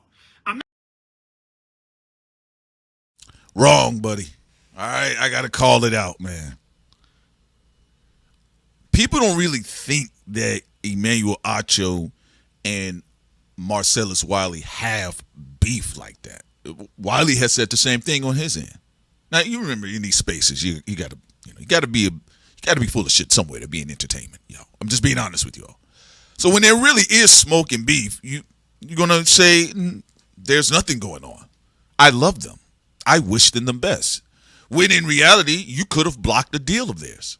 That happens all the time. When he say it's not as much beef as people are saying we have, people aren't saying y'all have beef. But you doing this is confirming y'all do have beef. I'm not here to get my get back.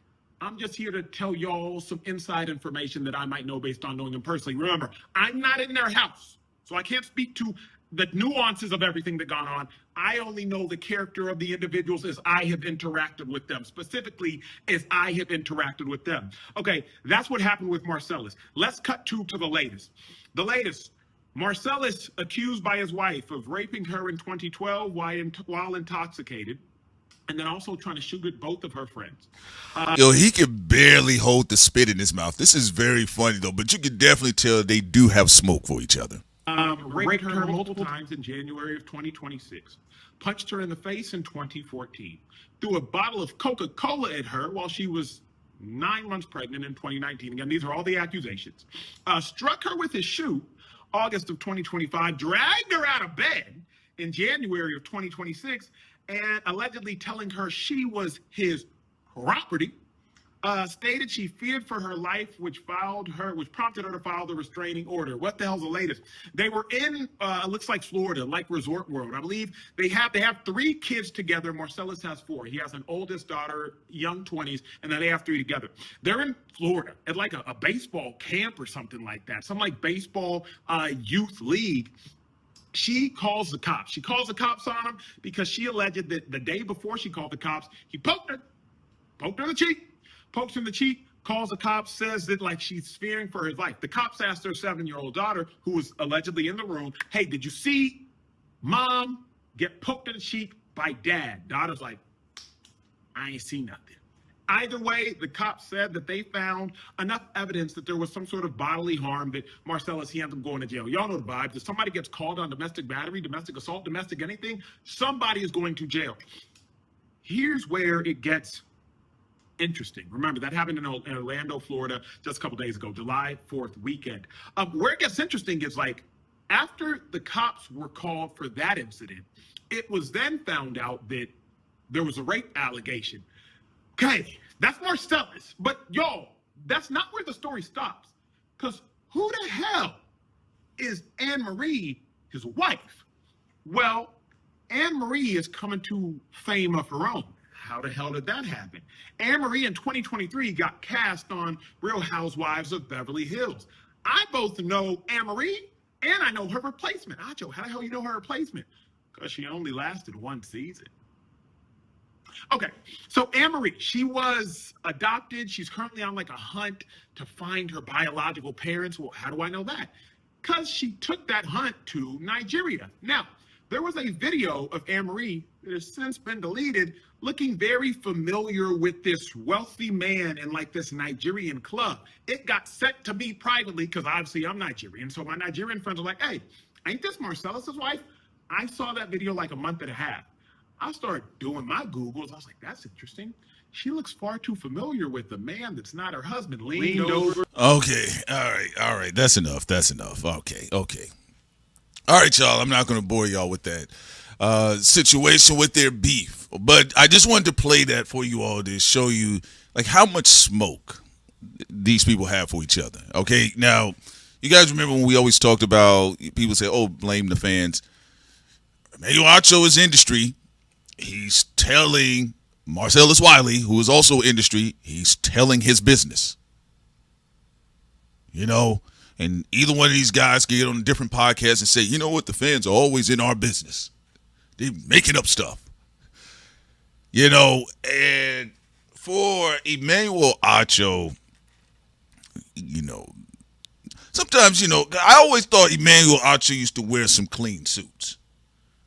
But it definitely, a lot of times, even sometimes his pundency gave off perfectionist energy. So, you know, that fall or that blight, even the whole Joy Taylor debacle or having your reputation put out there like that, you know, and the reputation preceded him. Hey, man, that's probably got to really be a sore spot for Emmanuel. The same way for Marcellus is like, well, you know, I'm trying to make something happen here, but it ain't happening. But at the end of the day, what Emmanuel Acho is going to have to find out, look, nobody's going to really like a sore winner, you know, because, you know, let's be real, like both of y'all took L's somewhere, but in the grander scope of things, Marcellus right now is clearly taking the lion's share of the L. All right. But yes, absolutely. You know, that's them having their issues with each other. And I just wanted to put that on the screen for you all, that Emmanuel Acho is out here, you know, looks like he's about to go on his tour. Like, even some people are, look at this here. Even people online, they picked up on what I was talking about. Like, the giddiness, bro, the giddiness is wild. Look at that mouth, shawty, man. That thing opened up the size of Jar Jar Binks. His mouth looked like a Looney Tune character, man. Woo! Can you imagine? Like, that means y'all really didn't make no friendships with each other. Okay? Because honestly, the way Emmanuel's acting, man, you would swear that Emmanuel had Joy Taylor as a honeypot situation, trapped him, got him up out of there. Boy, look at that mouth. Look at that mouth, dog. That is crazy. That is crazy. Boy, I hope you smoking on a studio exec the way you smoking on a Wiley pack. Because listen, I don't mind it, but, you know, I like fighting up. You get what I'm saying? Knocking soldiers out the way and get to the boss to take their head off. All right? But dirty work, shawty. Dirty work. He said gooner mouth. Boy, yeah, this is dirty work, man. And all these dirty foot tactics go on in the industry, y'all. People think we was making stuff. I'm like, player, why wouldn't y'all not understand that Drake and Jay-Z have? This is Emmanuel Acho and Wiley. People don't assume. You just think, oh, it's a bunch of black folks running around together. They all got money. They don't like each other. A lot of folks don't like each other that work together. But wow, I actually think, my honest opinion, if for Emmanuel Acho, if Wiley is truly your op, you would let him go in and suffer. Because the attention is on Wiley, but like the joking culture will be back on you. You get what I'm saying? And listen, flexing the Nigerian card. I'm gonna be honest with you. Godfrey and Olelo. What's his name? Olo. What's his name? A little bit of slave talk. Hey, it ain't cooking too much right now, all right? So that's going to add a little bit more of a sting to it because, you know, FBA niggas, they going to see this as an attack on FBA.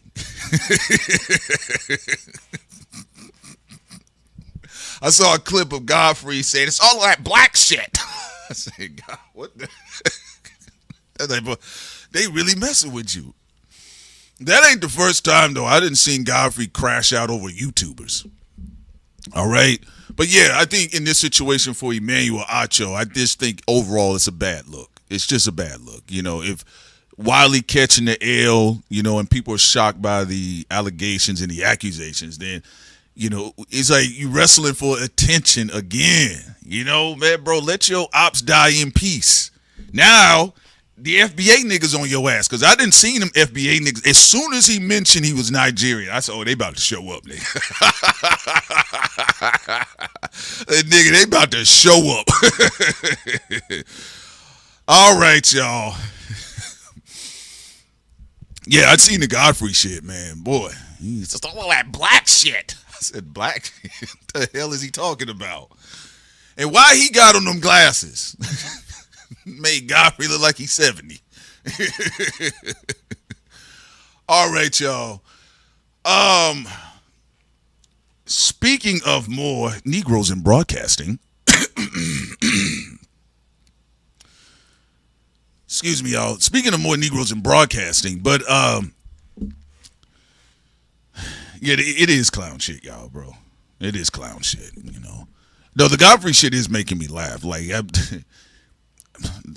first of all, it's just hey, that's. I'm gonna be real with you. I blame Godfrey being cheap on this one. Godfrey's ass didn't want to pay that editor to cut that shit out that nigga said. That shit was dumb. I add a little bit of slave to it. And when I played Martin Luther King, I said I got to talk slow like this. And the white people said, nailed it. I see, Godfrey, if you would have paid your editor, nigga, like, why don't you cut that part out? You wouldn't be in this trouble. This is why I tell y'all niggas, that's why y'all got to stop being cheap when it comes to the footage. Cut, edit, cut, edit. All right. He been holding that L for, what's his name? Olelo for a minute now. All right. So, ladies and gentlemen,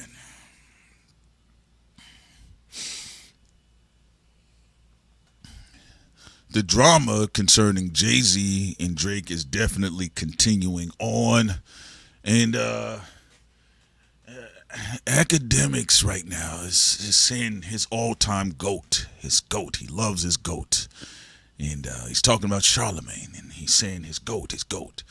Now, y'all been seeing online, Charlemagne always get his ass whooped in these streets on the internet. You know, I don't know what people are talking about. I said, man, every time I look up Charlemagne getting his ass whooped online somewhere, okay, people roast the shit out of him. All right. So, you know, he's in his TD Jakes phase, and he got going with the Chinese Australian boy, and what's his name, George, got going, and you know, y'all know how Charlemagne do. If he can bang on Lil Mama, and then he can turn around and spin the block on some Chinese guy in Australia that nobody knows who or what he looked like, he'll stay there. Because there wasn't really no direct confrontation. Like, even with Emmanuel Acho and Marcellus Wiley, there's no direct confrontation. That's one thing you'll find out about a lot of industry folks, right? There's a lot of them that it's like passive-aggressive shit. Knob deep.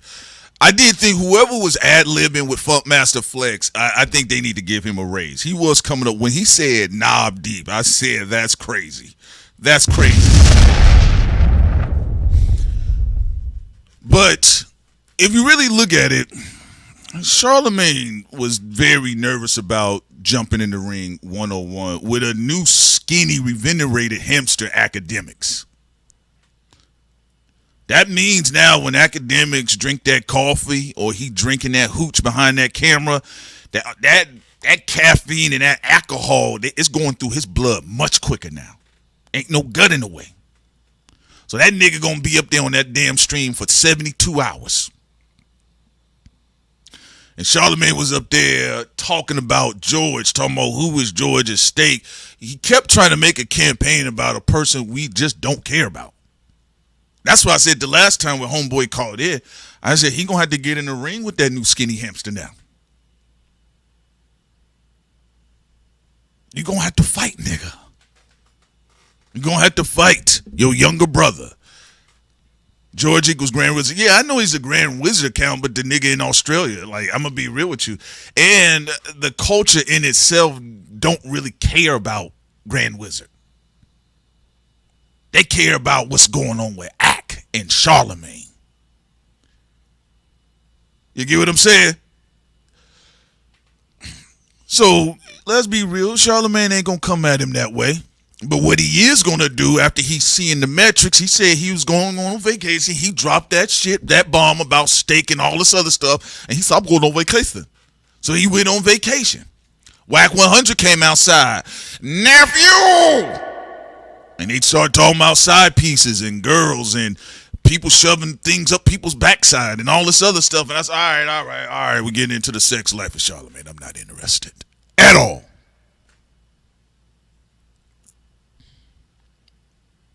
Okay, we know that thing in the back probably look like a spare tire with no rim in it. All right? Outside of that, though, a lot of people start reporting on it. Because Whack and DJ Academics, they were having a great show with each other. Oh, my hero, if I have to, I just don't want to. Got Academics looking like Nino Brown pulling the trigger and crying on G Money.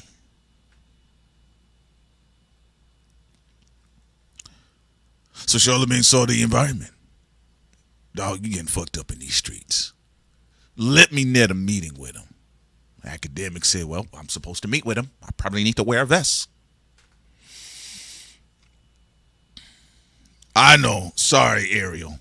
I know, but they did, Whack 100 is very graphic. You know he's graphic because he saw what he did with the Isaiah Rashad.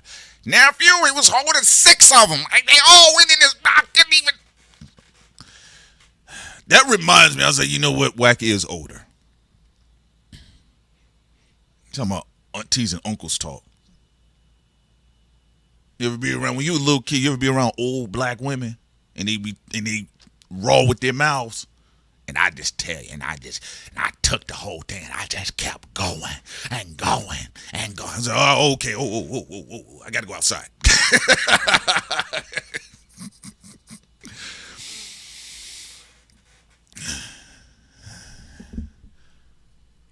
So,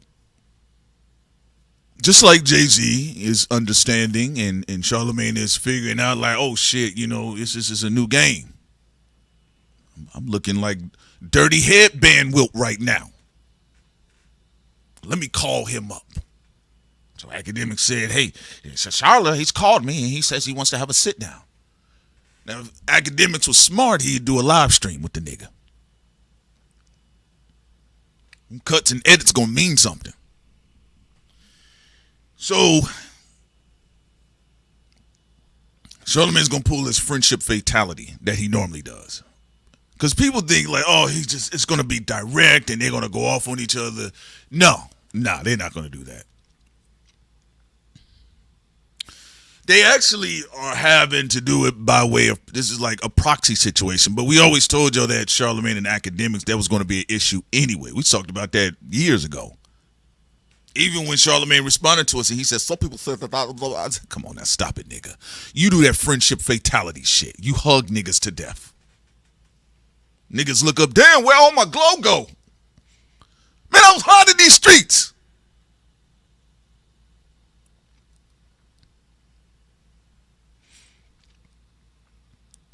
What it's going to be, though, is a temperature check. Because Charlamagne going to look at that nigga and he's going to see, what's your temperature, nigga? You yelling with all that yak in your mouth. You got that over your chain on. What's good with it?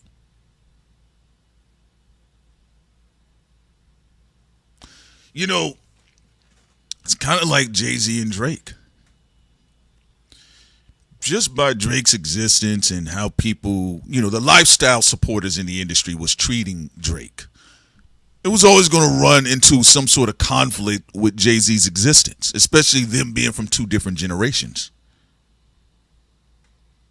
And the alpha dogs from the top generation, from the previous generation, they're always going to lock in with the alpha dogs from the next generation. And I'm just saying top dogs. Like, when we talk about the big three, we talking about the top dogs. All right, we talking about, who survived, who had a chance to keep making more money, who's made the most money. Blog era, we all started out together. We was sharing each other's numbers. We was jumping on each other's mixtapes.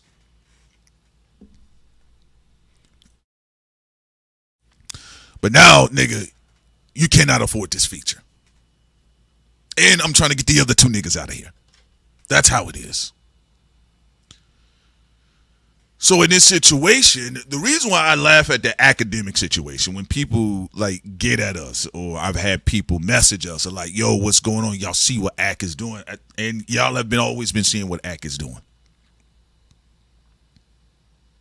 The reason why I'm bringing this up, because that's Charlamagne's cosign.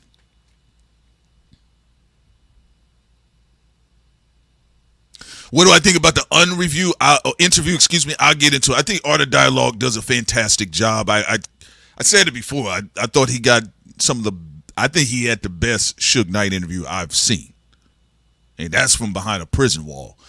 Suge Knight was talking about new things that he didn't say before. Even if he was lying in some cases, it was new lies. I think on Rivera, or as Trapmore Ross says, on Riviera. I said, who is that? I think the situation still speaks volumes to, no pun intended, to the power and the presence that Jay-Z does have. And I think even this supposed meeting that's supposed to happen with academics and Charlamagne, that's the consigliere shit. People are trying to figure out, how can we kind of douse the flames right now? Because remember now, when you really get going on an op, there's a lot of times they'll be like, yo, can we talk for a moment? Bro, that's to cool you off. Nigga, that's to cool you off. You shake my hand, you turn around, and I tomahawk your back again. Nigga, your dumb ass sat down and met with me. That's how they think. That's exactly how they think. So there are people that are going to be pro Jay-Z. They're pro, I wouldn't even say really like culture talk per se. It's just like a click thing. It's a likability factor. The paperwork that showed like Charlamagne and Angela Rye have been tied to these casinos, that puts a bad spin on things. It puts a bad spin on things. Like Charlamagne came from an angle where Mace understood something. Mace at first was thinking like, yeah, I'm from the streets, this little nerd nigga, he ain't got nothing on me. And the minute he started spinning in Academics' direction, Academics immediately brought up the Atlanta situation. And Mace said, we'll pass. Charlamagne was like, well, I kind of want to check some people.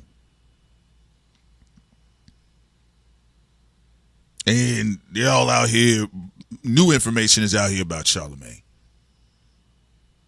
And it's really having to do with a media generational shift. And it's real shit because Joe Budden don't want to touch it. But I knew that was coming.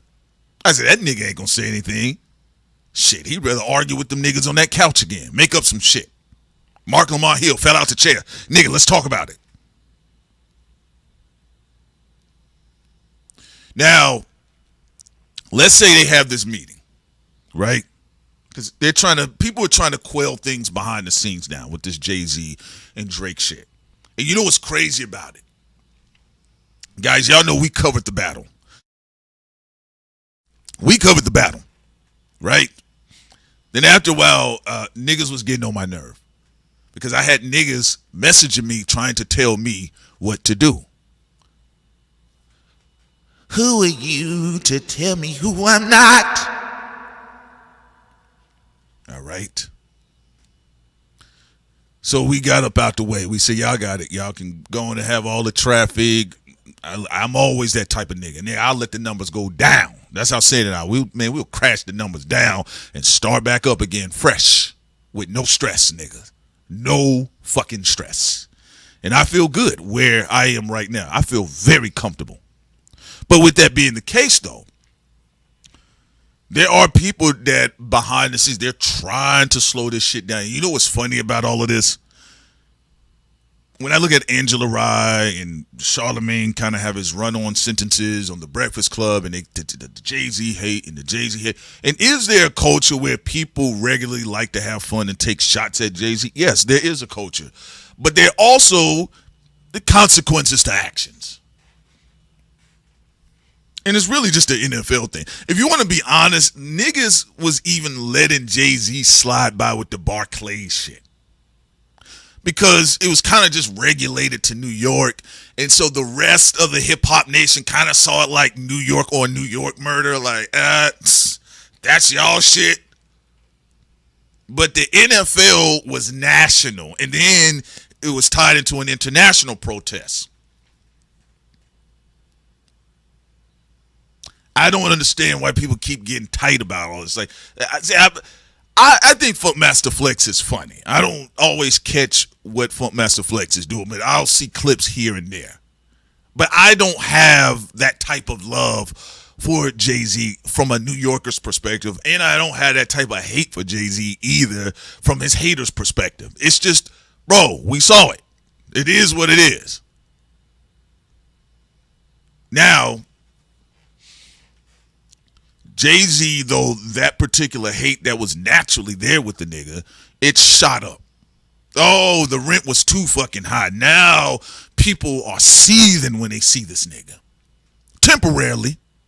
Then Jay-Z was able to throw on the concerts, and Rihanna was up there. She was jumping from one Aladdin carpet to another floating Aladdin carpet, and then eventually, boom, we had the Kendrick Lamar Super Bowl concert, right?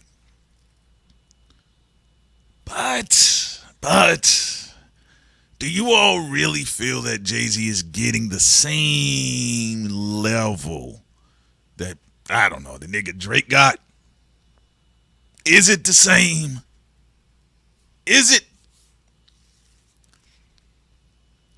I'm going to say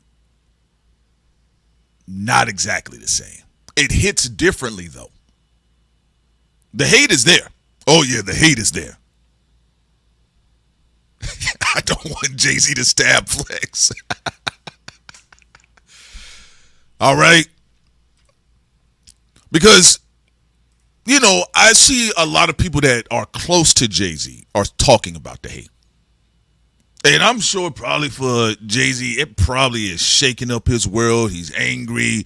He was holding his hand in the interview, the GQ. I get all of that. And that serves its purpose. Like I said, you know, 2024, I don't think we ever seen anything like that.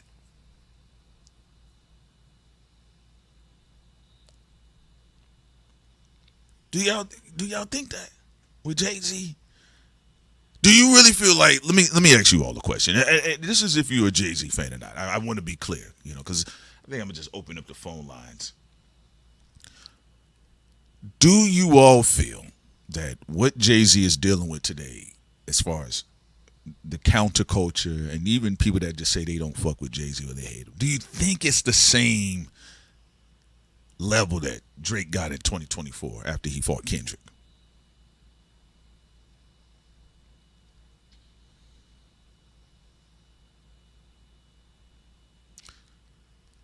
When I heard Charlamagne say that, I said he has a huge misunderstanding of social media.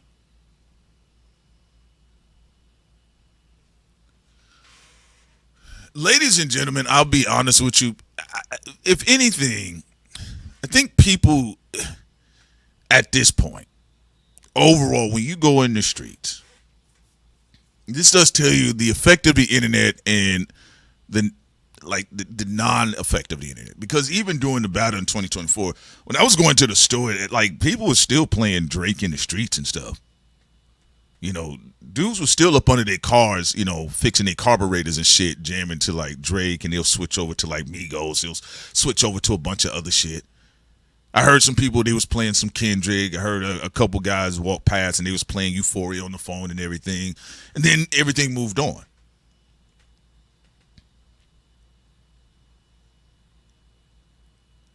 It's really about, can a brand sustain any of the hate?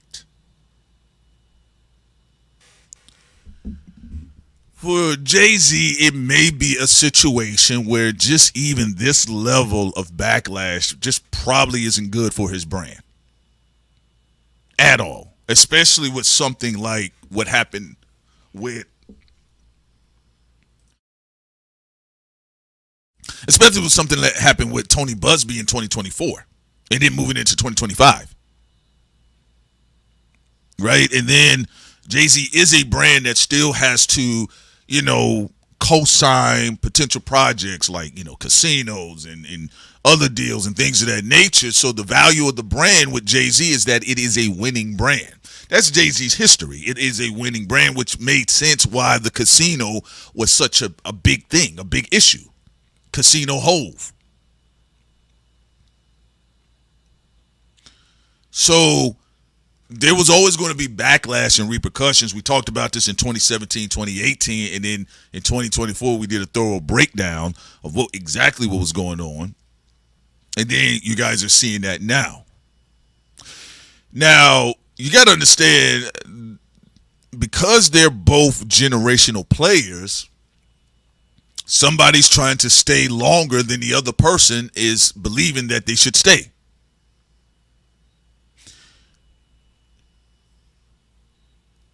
And realistically, whether you're a supporter of Drake or Kendrick, the Super Bowl and everything that was tied to 2024 going into 2025, at least for the dynamics of Jay-Z and Drake,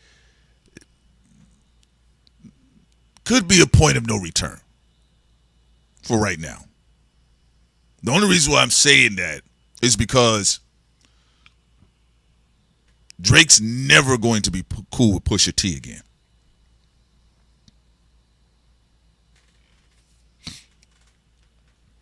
Now, we shared with you guys that there were some other things going on at that particular camp, you know, where Drake flew in at and, you know, said, well, I wouldn't go there. And somebody got some information, allegedly. They went public with some information, allegedly, and they went to the Joe Budden podcast, allegedly, and they blamed it on 40, allegedly, which is convenient because allegedly, you know, 40 is a soul stone for Drake. So you also are doing Art of War, so why wouldn't I break that shit up too?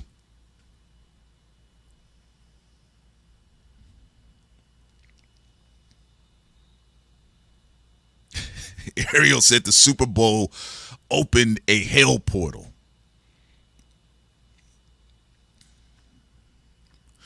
So, unlike Mace, Charlemagne said, let me get out here and throw some punches. You know, let me do some warning shots at that. Of course, he didn't attack academics directly, but he went at the man that's running the account.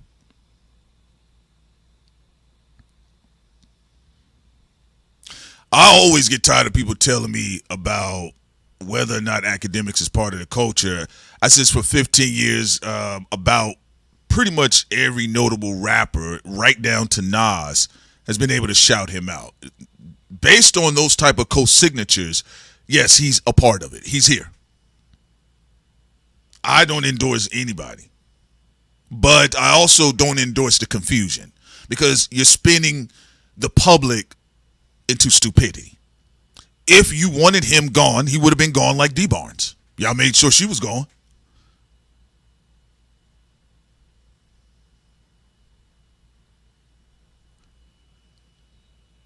So Charlemagne got out here, and you know he was flexing his discolored muscles. It's not how social media works. social media has trolled the shit out of somebody like Elon Musk. Okay? They're trolling Jay-Z into different hairstyles.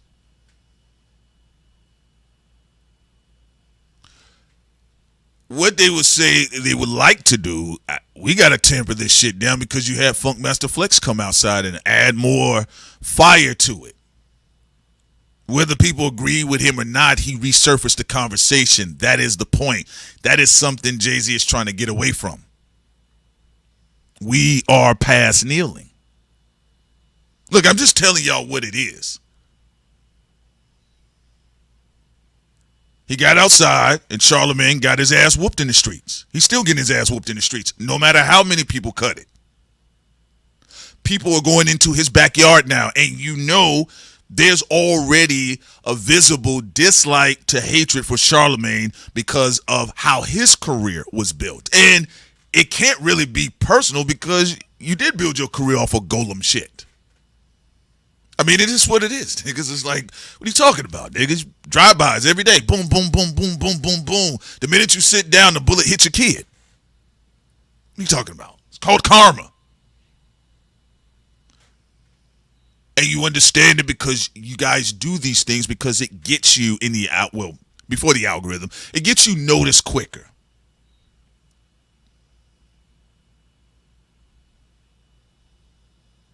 All right?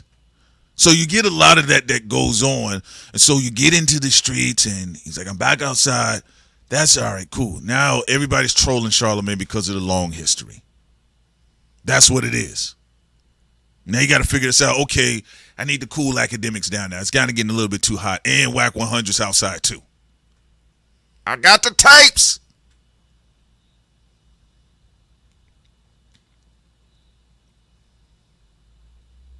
All right. Now, yeah, Flex was still shooting Jay-Z some bail. I get it. I like you. New York niggas, though. But they really just said that the country nigga, like, nigga, you not from here. That was the whole point. Academic was born in Jamaica. He still said, country southern nigga, you not from here. Get his ass out of here. So, with academics, if you want me to be honest with you all, academics is in a very unique situation in the sense of Charlamagne's co-signature. He's in a situation where he could kill his master. Look, I know there's a lot of Hovenja niggas. We don't want to hear that. We don't like the hamster nigga. Again, nigga, they co-signed him. Joe Budden co-signed him. Nas gave him a shout out. He's here, niggas.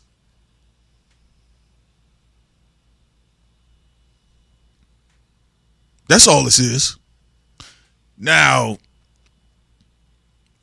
academics has his own slickness as a tourist. But will he be as venomous and as vicious as Charlamagne as a cancer? It's two different energies there. That's why you saw Wack was on the phone. It was kind of playing with him or not. That's my idol, my GOAT. And it could be a play from academics. I love you, keep stabbing you. I love you, keep stabbing you. I love you, keep stabbing you. But that's what Charlamagne does. We're cool, keep stabbing you. We're cool, keep stabbing you. That's why Joe Budden started screaming after a while. Nigga, stop stabbing me.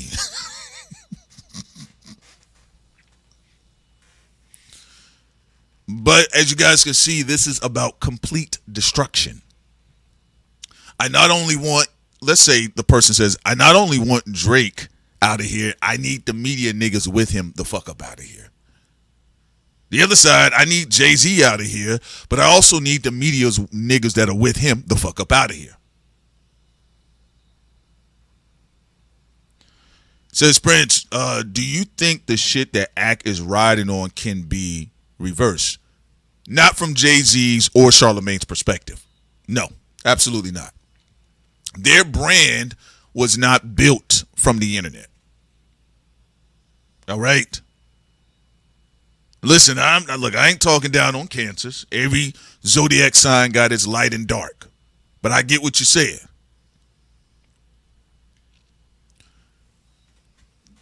The only way Academic's ass will get clipped up if he keeps looking at Charlemagne like a rose. It's that simple.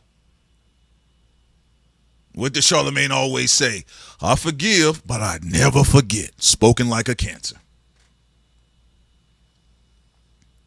Okay? So they do have a real fight on their hands, and their top captains are still at it with each other. Drake has taken a vow of silence. Look like he's starting to catch on to some things that people are just fucking around. Something that Jay-Z used to catch on to until they talked about his hair. Can't make this up, y'all. Talking about Jay-Z's hair would bring him outside.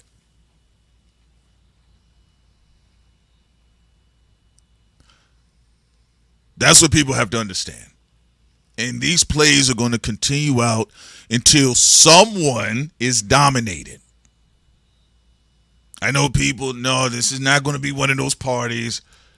There will be losers and there will be winners. It's just what it is, niggas. And I'm sorry to all of the fans in the process. Y'all are burning out y'all Wi-Fi. And you might be having fun, but I'm telling you this. There will be losers and then there will be winners. All right, Presser says, hey, y'all got to be easy on cancers now. I won't stand too much for this cancer slander. Nah, it ain't slander. Shouts out to you, man, but it ain't no slander. It's the truth. It's the truth, y'all. The Taurus niggas, they can be fixed in their ways. They can hold on to grudges. But Academics is in love, though. He's in love with the nostalgia of Charlemagne. There's a lot of people are. Look, I was never one of those people. Sin and I, when we covered things concerning Charlemagne on the early parts of the Breakfast Club, we was talking about the interviews and what, at times when he did things right and then where he fucked up at. And then the Jessica Reed shit just blew everything out of the water. So you had to look at him differently. But there are a lot of guys that were in love with Charlemagne. They looked up to him because you got to think about the bar of sense of humor for them. Charlemagne did a lot of trolling stuff. He's a troll. So there's a lot of guys that they might think of themselves comedically, but they're really just trolls. You get what I'm saying? So Charlemagne is going to have to reel a lot of this shit back in. At least try to. Let me get a sit down with that. He invited him to the Brilliant Idiots. Academics were smart enough to say it needs to be on neutral grounds. All right. Well, I mean, if it's a Godfather war, I don't answer the call. This is war. Why would I want you to cool me down, nigga? We burning your ass up right out in these streets, nigga. You see everybody talking about you, nigga, and we flaming your ass up. You should have met with me before we got to this level. But I'm not in love with Charlemagne's nostalgia. Academics is. And in war, all you need is for your op to hesitate when pulling the gun out. Pop! Got your ass, nigga. Thought this was a treaty. That's how dirty the game is. Look. I mean, if you look how many times, man. So this is all an extension of the Drake and Jay-Z situation that people told us that it wasn't a situation. I said, yes, it is. Now, look at everybody that picked sides.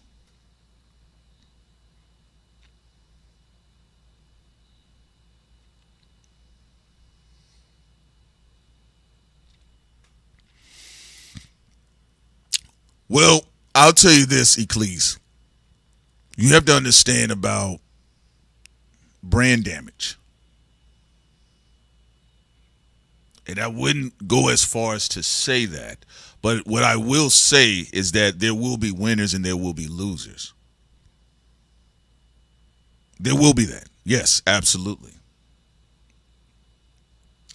That's why I reside to my own space. Don't want to be bothered half the times. Because you start moving around and if people by default, they gang you with a squad you ain't really ganged up with. Like, nigga, I'm not, no. So then you got to chill. But yes, absolutely. No, the internet has a profound effect. It has a huge, profound effect on real life. Ask Big Tigger, Eccles. Because something broke on the internet, Big Tigger's out of a job. Now, could he get his job back? Possibly, if he's able to prove himself completely of a innocent man in the court of law. Just being honest with you. But no, the internet at this point in time, you're talking about with Palantir, you're talking about with all of the social engineering that's going on. Shit, the internet has a huge effect on people's careers and lives, their livelihood.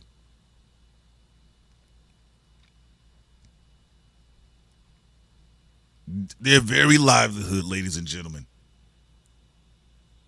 All right? So, do y'all want me to take some calls? Y'all want me to take some calls? You want to take some calls? Yes, no. Prince, keep talking. Peace all over. No, keep doing your thing. I don't want to hit no niggas nowhere. All right? I'll take some calls now. But no, the internet has a profound effect on people's livelihoods. Why do you think Jay-Z's outside? Look, Eccles, I get what you're saying. Jay-Z used to believe that shit. The internet is not real life. It don't have an effect. He used to believe that shit until all of that Diddy, Buzz B, the 11-year-old girl allegations and people running crazy with all types of talks. It definitely has brought him outside. Okay. Y'all already called. Hold on now. 1 second, y'all. One moment.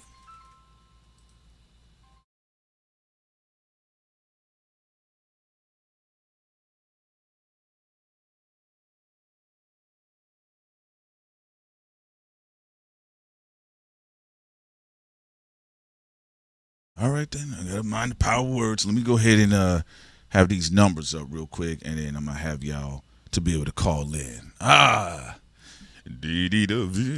Okay? Yeah, no, the internet has a profound effect on people's livelihoods. Jay-Z is a great example of him trying to come outside or coming outside to overthrow the internet with a blitzkrieg so he can make sure it just doesn't affect his bottom line, because you know how this stuff goes. All right, let's see who was calling at the time. All right, let me open up these lines here. You know what? I think that's Ariel. Let me call him back. Let me see. I think that's Ariel. All right, Ariel. I was trying to call you back. All right, so the number's on the screen. Y'all can talk to me. You want to talk about Jadakiss, 38 Spesh? People talking about punchline rappers are the greatest rappers of all time. You have that opportunity as well. And then, of course, what's been going on with academics. All right. Let's see here. Okay, let's see. Let me go with Ariel. All right. What's good with you, Ariel? Hey, can you hear me? Yeah. I can hear you, man. You're not live. You're not live. What's up, man? All right, what's up? Nah, man. This shit is crazy. It's hilarious, too. I never thought that the way to get Jay-Z outside is to make comments about his hair. It is wild. I mean, that's for whatever reason. I think it's because Nikki said it, but it's still wild that that's a part of the conversation that we having debates about Jay-Z's hair. But go ahead. The acting Charlemagne situation is kind of wild. The little bit that I've seen of it, I am surprised that Ack is hesitating this long. Because I didn't realize. I knew that Charlemagne was his mentor, but I didn't realize that the bond was that deep for him. Because it don't seem like it's that deep for Charlemagne. No, it wouldn't be that deep for Charlemagne because let's just be real. He's an old horse in the barn. He's been in the industry for a very long time, and the industry, how the sociopathic behaviors track differently than the internet. It's completely different. You got to remember there are people that get big on the internet, and they're not big in the industry per se because they don't have any industry connect. Remember, you can get, you can garner a decent following, But even if the person has like 1 million followers, and let's say they get a chance to meet Will Smith, you see what that still does to them versus somebody that, let's say they failed and they came out of the industry and then they start their stuff up online. They're going to have a bit of like, a bit of a pessimistic view of things, like that whole idolization that may be gone for them because they experienced it already. And to some degree, you're seeing aspects of that with Charlemagne and academics. Yes. Yeah, no, yeah, it's yeah, no, yeah, no, that's yes. Okay, so that makes sense. Because especially because Charlemagne has definitely been in the game longer than Ack has, and the way they've gotten to where they're at are completely different. Because Ack came up through the Chirac shit, which like I'd never fucked with that, and yeah, he came up through the the Warren Chirac online, and Charlemagne went the traditional industry route. He went the traditional industry route through radio and shit, connecting through there. So yeah, it's like it's very interesting though, and the fact that it's still all connected to Jay-Z and Drake is it's annoying. I wish all of them would go away. Well, you know what? Please let them take each other out, please. You know what's crazy about it? There's so many brilliant things that are still happening right now. To your point though, man. But look, we said that this was going to be a pretty big issue, and we said it was going to encompass all of mainstay hip hop because Jay-Z and Drake are they're two powerhouses in hip hop, and that also would include parts of the media. Yeah, no, y'all did say that. Y'all called that. How do you feel about y'all bad like 98%? Oh yeah. I mean, it is what it is. I mean, even though that is the case, like I don't enjoy it. I'm not trying to be funny. I don't enjoy.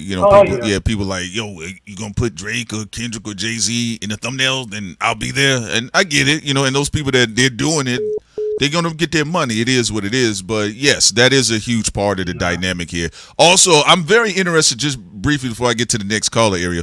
What are your thoughts about Emmanuel Acho and the Marcellus Wiley, like his recent post, him not letting Marcellus Wiley's scandal breathe? He came right outside. I remember the Spread Him for Joy incident. That shit was hilarious because folks were on back because Acho on his off time would I think he would like I don't know if it was from old lives or whatever, but he would talk about Joy, and he would have his fingers like in the like a rifle pose under his nose, and he would be sniffing that shit. Oh my goodness. And so folks went back. They're like, so this is what you were on back then.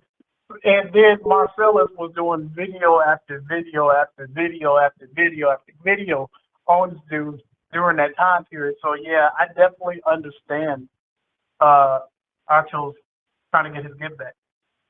Man. But this nigga is doing too much at the moment, and it will come back around on him. Of course. Yeah. Acho was up there drooling on that couch, man. He's like, I cannot believe it. That nigga was so giddy. Like, that's the happiest I've seen him in a long time. That shit was crazy. That's crazy. You know what? Now that you say it, Smoke, man, I never seen Emmanuel Acho so happy. I've never seen him so happy. He was ecstatic. He was like, yeah, stop this nigga. All right, bro, man. Appreciate you so much, man. Also, you still doing? Oh, that's right. You're not doing your thing on Twitter no more. So I get what you're saying. But yeah, but good call. Yeah. All right, bro. You take care. All right, later. All right, let me get back to this next caller here. 865. I'm reaching back out to you. All right, I'm not trying to put your business out there. So if you start talking, yo, caller, what's good with you? P Solo here. What's up? What's good? It's Two-Face. You said it's Two-Face? Two-Face Tom. Okay, what up, Two-Face Tom? What's good with you, man? What's your thoughts? What subject you want to speak on? What's going on? I want to talk about the whole lyricism debacle. Are you talking about everybody talking about this punchline stuff, or is that's what you're referencing? Yeah.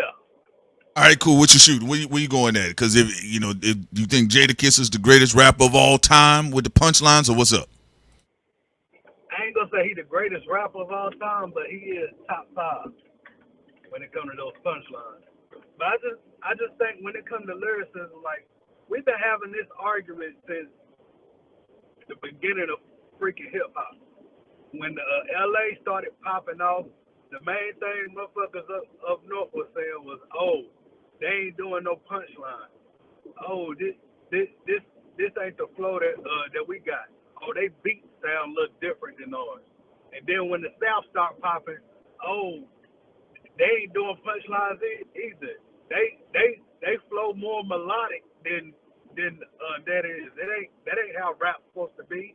And it's pretty much they just changing it up to now. Oh, the greatest lyricists have to have the punchlines and all that stuff, which is really just a regional debate that they've been doing since the beginning of hip hop.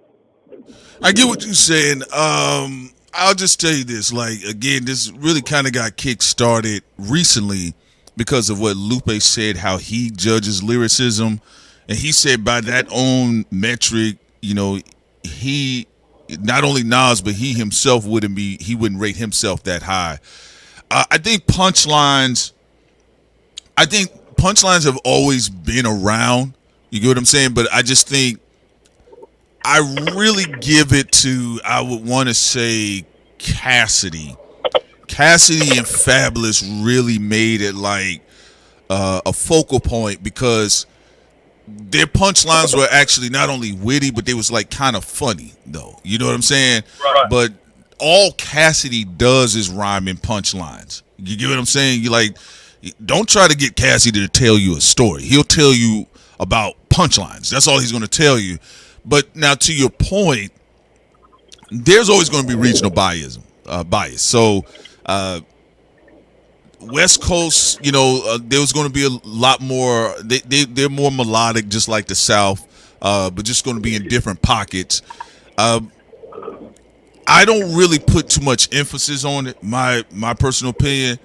I've seen punchline rappers lose battles. Okay, I'm not trying to be funny. Like they did all of that, but then when it's time to like weaponize it in a direction on the subject, you see them, they can't. So I just think, I do think the conversation of rap is being a little bit more competitive, but I think also if Lupe would have been able to say this in a vacuum, absent of everything that has happened with him in his history concerning Kendrick Lamar, I think the conversation would have been not as like gripping. You get what I'm saying? I think the conversation would have just been another conversation about rap. And I think people also know if he says he rates that way with rappers, then by proxy, that would also denote Kendrick, because Kendrick don't really use punchlines like that. So I think a lot of people feel like those were additional shots at Kendrick. But now that he says that's how he views rappers, that makes me understand the situation with Drake, because we wanted to talk to him at the time because he said that he thought Drake was a better MC. Drake does use more punchlines than Kendrick Lamar. Now, for me, it doesn't mean that overall that's a better lyricist. That's just their style of approach to the game, because it's like the rapper of the game. Sometimes the game uses punchlines, and then sometimes he leans into storytelling. You get what I'm saying? That's my thing. What I feel with Lupe is the nigga, he got some animosity towards Kendrick, but don't want to tell the public what it really is. And he fuck around and shot himself in the foot. He wanted, when he got on there with Coyote, I'm fucking up his name, but him, he got mad because he brought up Kendrick. And instead of saying, yeah, I feel like I'm better than a nigga, I feel like he overrated and other stuff, he wanted to, oh no, I say there's hundreds of motherfuckers better than him. Okay, doom. Then you get backfire from him. So what you got to do then? You got to turn around and say why you think it's hundreds and make up some shit that you don't even believe in, because you say it's all about punchlines and bars, but then you contradict yourself when you get on Culture United and start agreeing like, yeah, if we're gonna do that, yeah, Nas wouldn't be high up there. Then turn around and then in the next live, you go on King Green is like, hey, I think Tone is number one up there. Okay, then how the fuck is punchlines and bars your number one thing, but Tone is number one with you? I think he really he don't want to say what he really really feels, and he tried to cover it up and pretty much shot himself in the foot multiple times when he come in and trying to clean the shit up instead of just coming out and say, hey, I think this nigga overrated. I didn't like what he did with the control when he didn't mention me. Also, I feel the type of way that he got a Pulitzer surprise because I feel like I'm better than this nigga. I get what you're saying. I didn't watch all of the interviews that you mentioned. I think I saw parts or clips of the Culture United. Shouts out to Justin Hunt. But I think, honestly, what I got, he said that's how he judges punchlines, like what judges rappers for him is punchlines. And I've heard him in other interviews mention tone. So whether they're like one or two, I don't know. I think that could be indifferent. I could be indifferent to that because that's probably what he uses to judge. I do believe, though, remember what I told y'all? I said Kendrick is like a Pandora's box. There's a deceptive air about Kendrick where, like, Lord Jamar mistakenly put him next to Talib Kweli. There's a lot of times people feel he's a conscious rapper. He has some conscious aesthetics, but is more of like bull shark piranha energy. I actually think if Kendrick wasn't from Compton with all of them reds and blues that look like the inside of an M&M bag, if he would have been from another state, I actually think Lupe would be more direct with the idea of competition.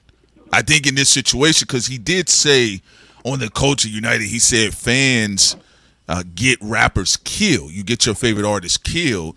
And the only reason why I could even think of that is because of all of that shit you saw at the pop out. You get what I'm saying? There's a lot of people that are hesitant to really deal with Kendrick on the rap shit, not just simply because of his marksman as a lyricist. It's all of the politic and shit that comes with it. So I did think that was an interesting, maybe that was an unconscious slip up by Lupe, but I've always felt that's really what a lot of it is about. I actually think if Kendrick would have been a nigga from Atlanta or Texas or somewhere else that heavy gang presence wasn't attached to it, I think Lupe would have been a little bit more free in the conversation. Look, even when Joey Badass hopped out there and he's like, yo, I want to bar with Kendrick, man, you saw all of them niggas with them different colors pop outside for that nigga. You get what I'm saying? So I think there's another dynamic to the conversation, and I think that's probably why you're not going to get it. Because think about it. Lupe came right out for Royce da 5'9", and we saw Royce da 5'9" back in the day point a fucking rocket launcher in the camera. Drunk Royce was a problem. So I don't think it's a situation where like he didn't hesitate to get at Royce like that. There's other shit that's tied to Kendrick, even if it's not Kendrick doing it himself. It's how people move on your behalf. That's a problem. And I think that's the conversation that maybe Lupe probably is trying to say, but he's not saying it or whatever the case because of, I don't know, but I did see Lupe hop out there immediately with Royce da 5'9". He actually did it so fast it kind of shocked people because people was like, "What, you dissing Royce? What's going on here?" I think the other shit, the politics in Detroit is different than Compton or that whole LA shit.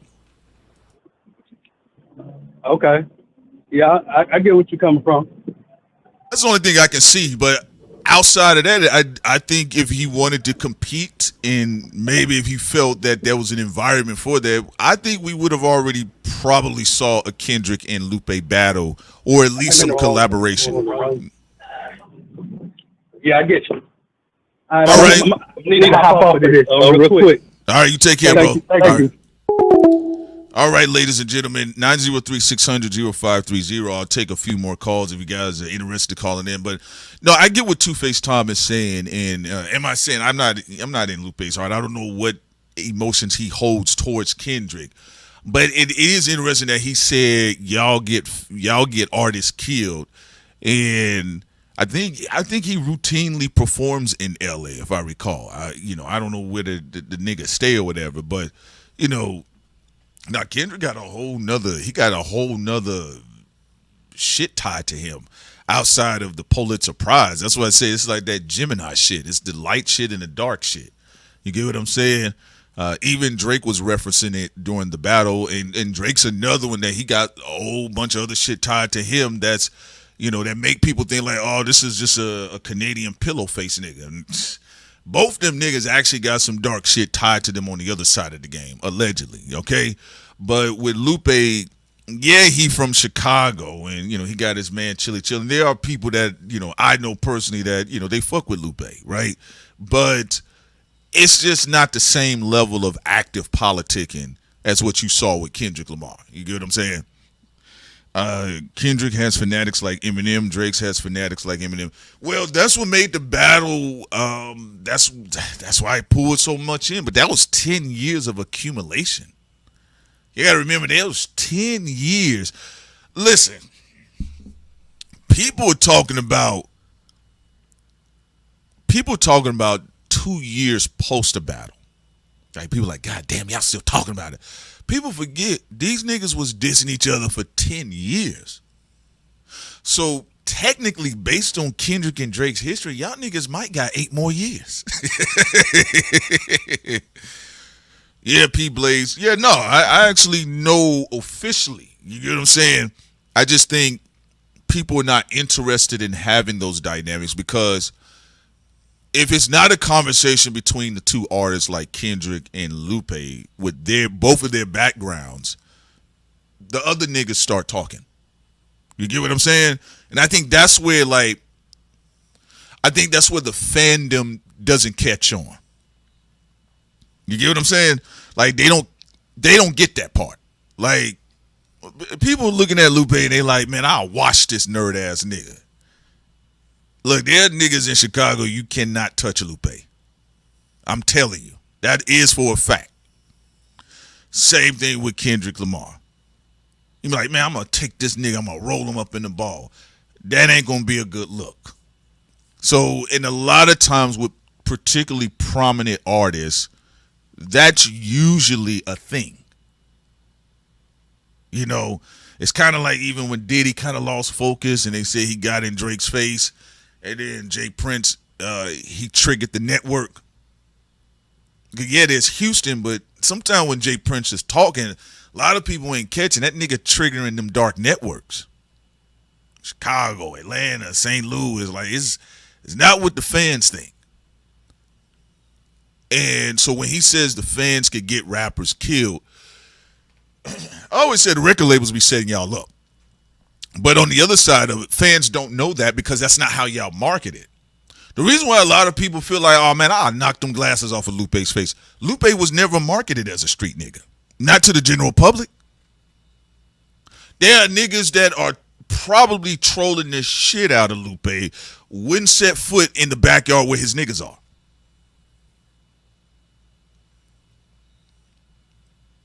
So with that being the case, a lot of this has to boil down to industry marketing. They were able to market Kendrick as the good kid in a mad city. Some niggas probably didn't tell you that, no, Kendrick is the mad city. That's the joke. That's the riddle, right? So it happens a lot. Just like people feel like, bro, I'll run up on Drake. Nigga, there are a lot of niggas internationally. You cannot touch that nigga. And I know people, it pains them when they hear me say shit like that. It's the same thing with Bill Gates. They're not the same power levels, but one-on-one, any old woman can beat Bill Gates' ass. Can you touch him, though? That's power. Nigga, can you touch me? So, I don't really get too far into those things and try not to get into a situation where you're escalating things. But, in the moment, now that he says like, oh, well, I actually rate rappers based on punchlines. I said, well, okay, well, in your world, then Drake would be better than Kendrick, because Drake, that's what he does. He uses more punchlines. Don't mean I agree with it, but I get it now. That's all I wanted. But outside of that, I don't be on no shit all day about Lupe. You know, if he gonna talk about people, he gonna talk about it. I mean, people got their right to respond. But the idea, though, I think there's other shit that's tied to those situations. Yeah, I get what you're saying, Eclays. Anybody can get touched, but specifically, can you do it? You are right. That's what people don't understand. Yes, anybody can get touched, but while you are in front of said party, can you touch them? HM3 says, funny you saying that, Prince, because in Atlanta, it's the same thing with Ray Daniels. Yeah, he got some SPC Crips behind him. Hey, listen, I can't put Ray's business out there, but he is a talker and a negotiator. I don't all the time agree with his points, but that's what I'm telling. Like, yes, anybody can get touched, but it's like what somebody will tell you, right? Partner, can you touch me though? That's what the fuck I'm asking, nigga. You touch me.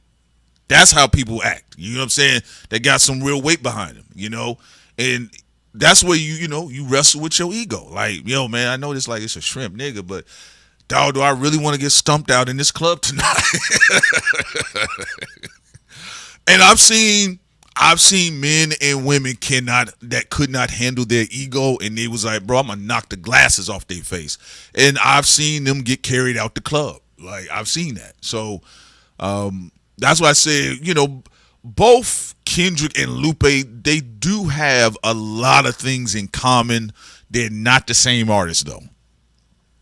But they both do have deceptive coats for different reasons, for the long time, remember, Lupe like synonymously got paired with skateboarding, like white skateboarders, which is a great hustle. I would lean into the Tony Hawk culture coming out. Nigga, I'll make all type of songs about kick push, tailgating, tail spinning, crashing out, whatever the case is. Nigga, I'll make an N64 record and rhyme some clever ass bars in there. And hey, Jill Scott, I need you on this hook. And they'll be like, oh my God, Pete Solo dropped a classic, Brew and Liquor. All right, let me go ahead here. We got a caller. 443, what's good with you? You're now live. Pete Solo in the building. What's up? Yeah. I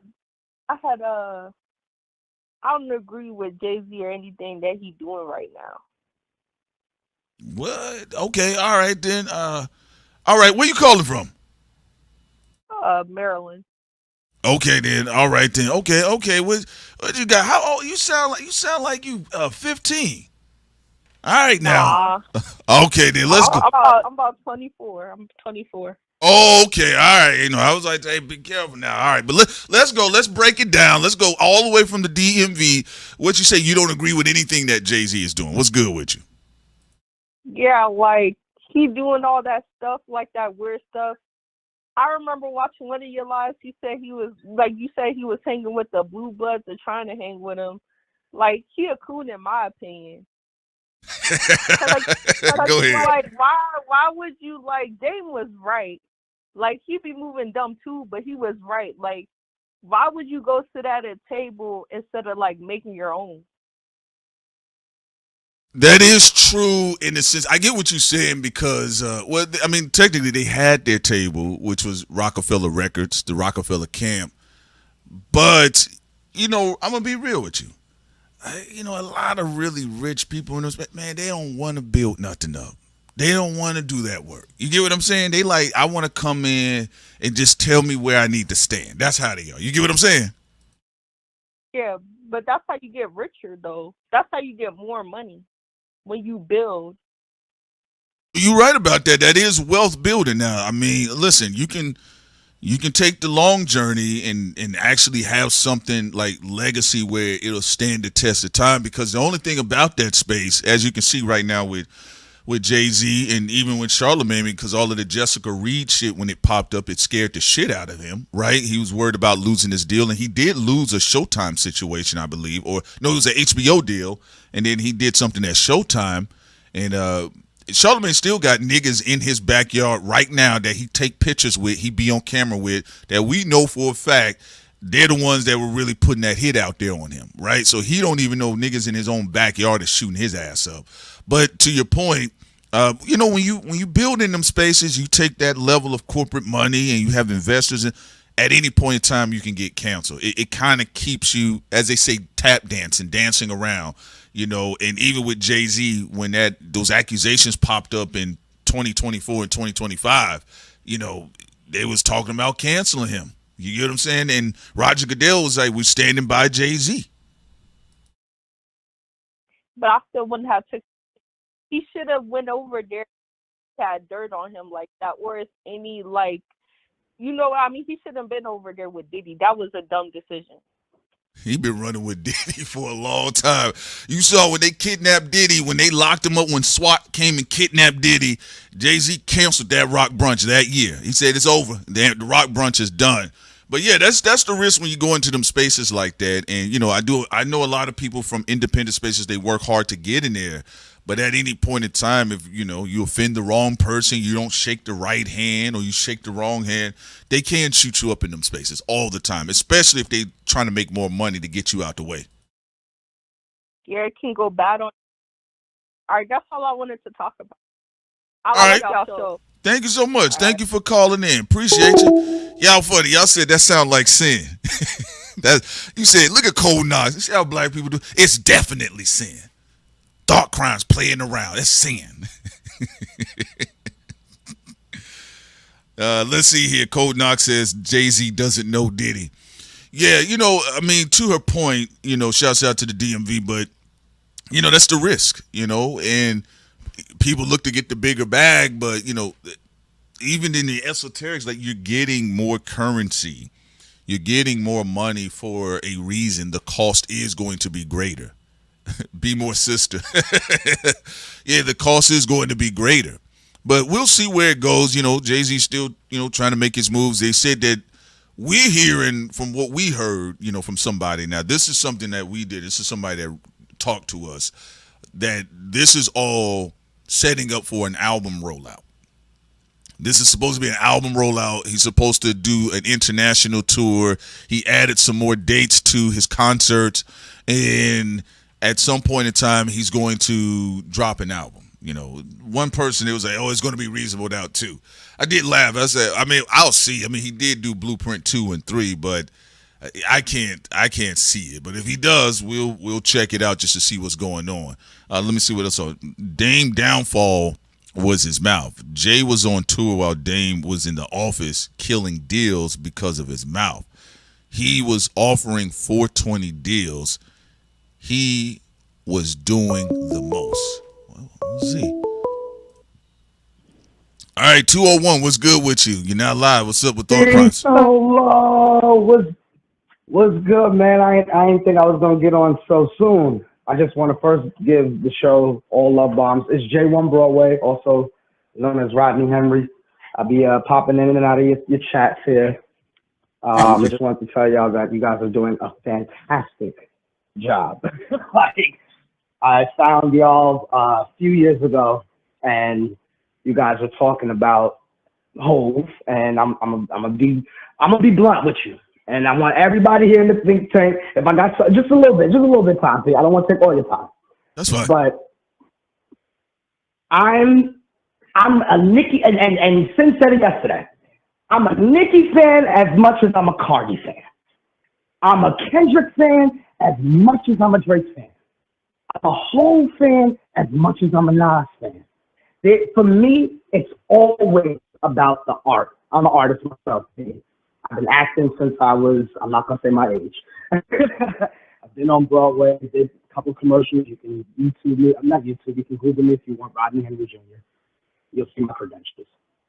P, what you're doing on UNSEN, what this thing, this network, this platform, this channel is doing, this needs to be done on every level of media, right? Where we're all able to come onto this platform and we hear the most of the time, I can say 99.9%, you and Sin remind me of me. you can give your favorite list out, but then you also acknowledge who you know is the best, or who would the consensus best be, right? Even though we have our strong feelings about something, or our strong opinions about something, we can kind of consensus what the room is thinking. So my favorite 5 would be Kanye, Jay, Wayne, and Nicki Minaj. And then my best list would be totally opposite. I'll have Nas, I'll have Biggie, I'll have Kim, I'll have what I feel these criteria that we mark off. All right, this guy has flow, this guy has range, this guy has bars, this guy has punchlines, right? We mark off the criteria, and then we judge based off that. So I have a favorite list based off that, and I have a best list based off that. Things that I prefer to hear versus things that I know are going to be around for a very long time. And so I just wanted to just give the thought tank some of that perspective. I know Ariel got smoked for everybody. I love you, Ariel. Ariel got smoked for everything that's on the news. And Ariel, I'm with you. From a person that has been on the news and behind the news, and now I'm in that little gray area, right, of my life. Ariel, you are on the money. But just remember, it's only entertainment, dog. So love it, and enjoy it, because we're here to do so. And until we start making big bucks and start really, putting our money towards what they got going on, all we can do is sit back, relax, and just enjoy this damn show. P, I love you, brother. Sing. Jersey, baby, I love you. Yes, 201 all day, all day. I love y'all. P, you the man, P. You the man, P. I love you, brother. All right, so love it, man. All right, man. I appreciate that. That was a very, very positive call. So shouts out to him. I did see the 201 number, so shouts out to the Jersey folks, man. Y'all did treat me very well. So shouts out to it. No, he's not wrong about it. I mean, it is entertainment at the end of the day, and look, it just depends on what you typically lean into, I'm on the media side of the game. We do our creations. We work on our side projects, with animation and editing and all of this other stuff. And even for us, the most freeing part of it is when we have to remember, like he said, hey, man, it's entertainment. You get what I'm saying? It's intent. And when you even say that, it's like entertainment. It's entrapment anyway. It's a form of entrapment. It actually means that, right? So when you actually like almost say the word entertainment, it literally snaps you back. You're like, you know what? What I'm talking about, man. Ain't no side. I'm going outside, right? So yeah. So no, he's not wrong about that. And I don't know. I mean, I guess during the battle, we had a lot of people that really, got on and everything. But it did become like people were forgetting that, a huge sector of it is entertainment and money's to be made. 614, you're not live with the think tank, man. Peace out with you right now. What's up? Good afternoon there, Thought Crimes. How you guys doing? This is Victory Status. Victory Status, the name, one of the more powerful names in the chat, man. What's going on, Victory Status? I'm pretty good. Just enjoying the day. Had a sip of my coffee. Enjoying these miniature Zodiac gigs you guys are taking at each other. On the first end, condolences to Nolan's family. It's sad to see that happen. Hopefully, I know we're in a racially polarizing time, but I hope that there is some justice that does see the light of day. However, on the lighter end, if you were to create, let's say, a hip-hop chocolate factory of punchlines, let's say, to market it after, Willy Wonka and the Chocolate Factory, what are 5 rappers, you can include Jadakiss, that you would, name as contestants in this hip-hop chocolate factory? As far as, okay, well, with the punchlines, of course there's going to be Jadakiss. Mm-hmm. Dead or alive. Okay, Jadakiss. There's going to be Cassidy. I would probably say which era Cassie. Believe it or not, I'd throw 2 Chainz in there. I think people sleep on him. He does nothing but funny, witty, clever punchlines. I put 2 Chainz in there. Fabulous. That would be 4. Fifth. Who would be the 5th one? There was an era of Lloyd Banks I liked all the way up until like I think about around the Hunger for More era. You know, I think that was the most punchline driven he was. He kind of grew beyond that.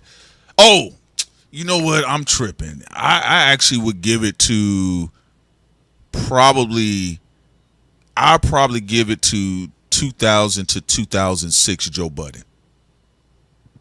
Okay, Yeah. I would take it there. If you're talking about like rappers we know, yeah. So it would be Jada, Cassidy, 2 Chainz, Fabulous, and 2000 to 06 or 07 is pushing it. Joe Budden era, the whole mixtape thing and all that shit. Okay, I'll see your Jada, Lloyd Banks, and Fab, and I will raise you Luda. And I think one guy that gets slept on a lot, I know y'all gonna judge me for it. I believe that it is R.I.P. Big L. A lot of people don't know about Big L and how he influenced Jay-Z's style. Yeah, that is true. Actually, I think 2 streams ago I brought it up about Big L was one of the few rappers I seen that was able to do punchlines while telling a very strong story. I think I don't think too many people could tell stories and keep witty punchlines like Big L could. In fact, you got to go from that Lord Finesse to the Big L era. Like those guys were really putting that whole punchline spin session on the map. Biggie would do it here and there, you know, but sometimes Biggie did have some bad punchlines that didn't age well. But yeah, definitely no. Big L is definitely one of Big L was a psycho on the microphone. I'm gonna be honest with you, he was a psycho. It would have been interesting to see what he would have went into, but we always felt sitting out had a joke. We felt like Big L was an evil Nas. Oh, that's a good point.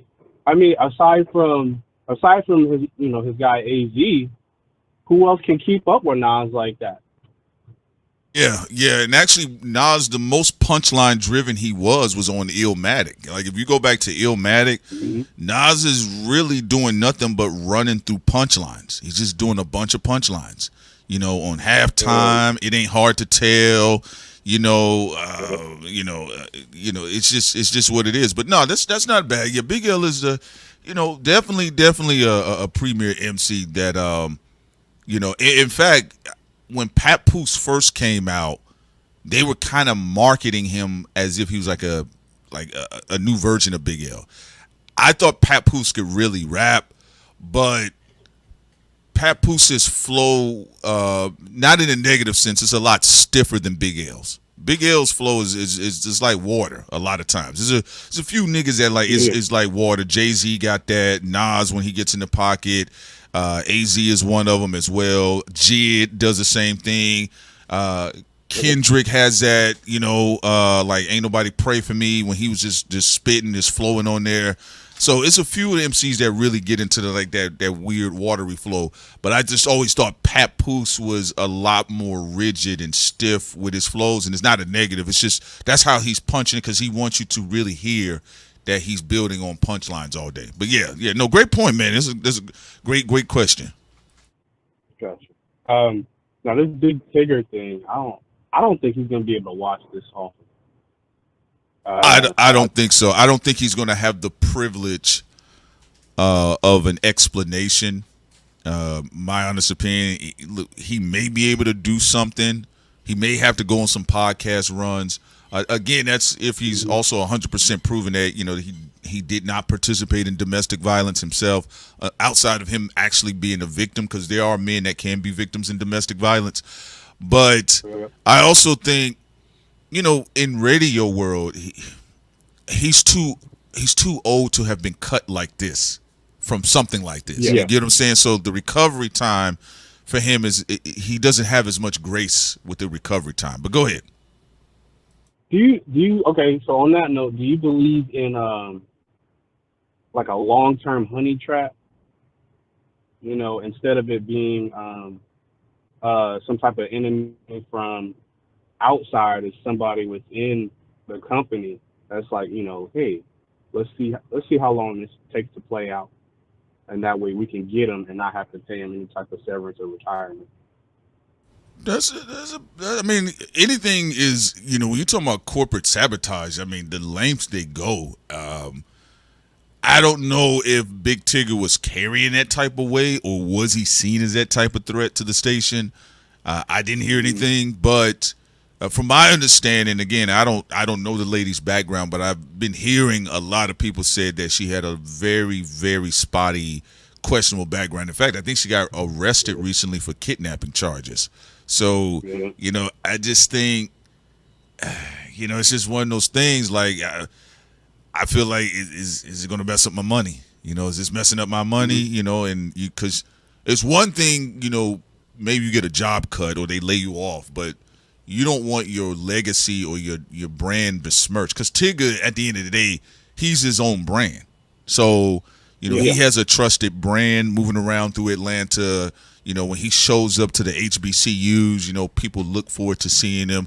Overall, it's not to say we don't know Tigger. He could have been on some Ike Turner shit. We don't know him, right? Or he could not have been. I don't know. Correct. But what I will say is that Tigger was one of the last quote unquote wholesome brands that were adjacent to hip hop somewhere. You know, because you got to remember, you know, he you know, people remember growing up watching him on Rap City The Basement. Tigger, when he was like 24, he was dropping dad raps. You get what I'm saying? So I think this here is probably shocking to a lot of people because, you know, I know a lot of industry people talk like Miss Patting them, but like, bro, not everybody's in. Most of the black people, when they're going to work and they listen to Big Tigger in the morning or whatever the case, or in the afternoon, they don't know anything else about Tigger outside that he was on 106 in Park, he was on BET, and they remember seeing him. So I think something like this really damages a brand like that. And it was something I was bringing up even when we was just talking about rap music. It was something I was talking about with the Lupe brand.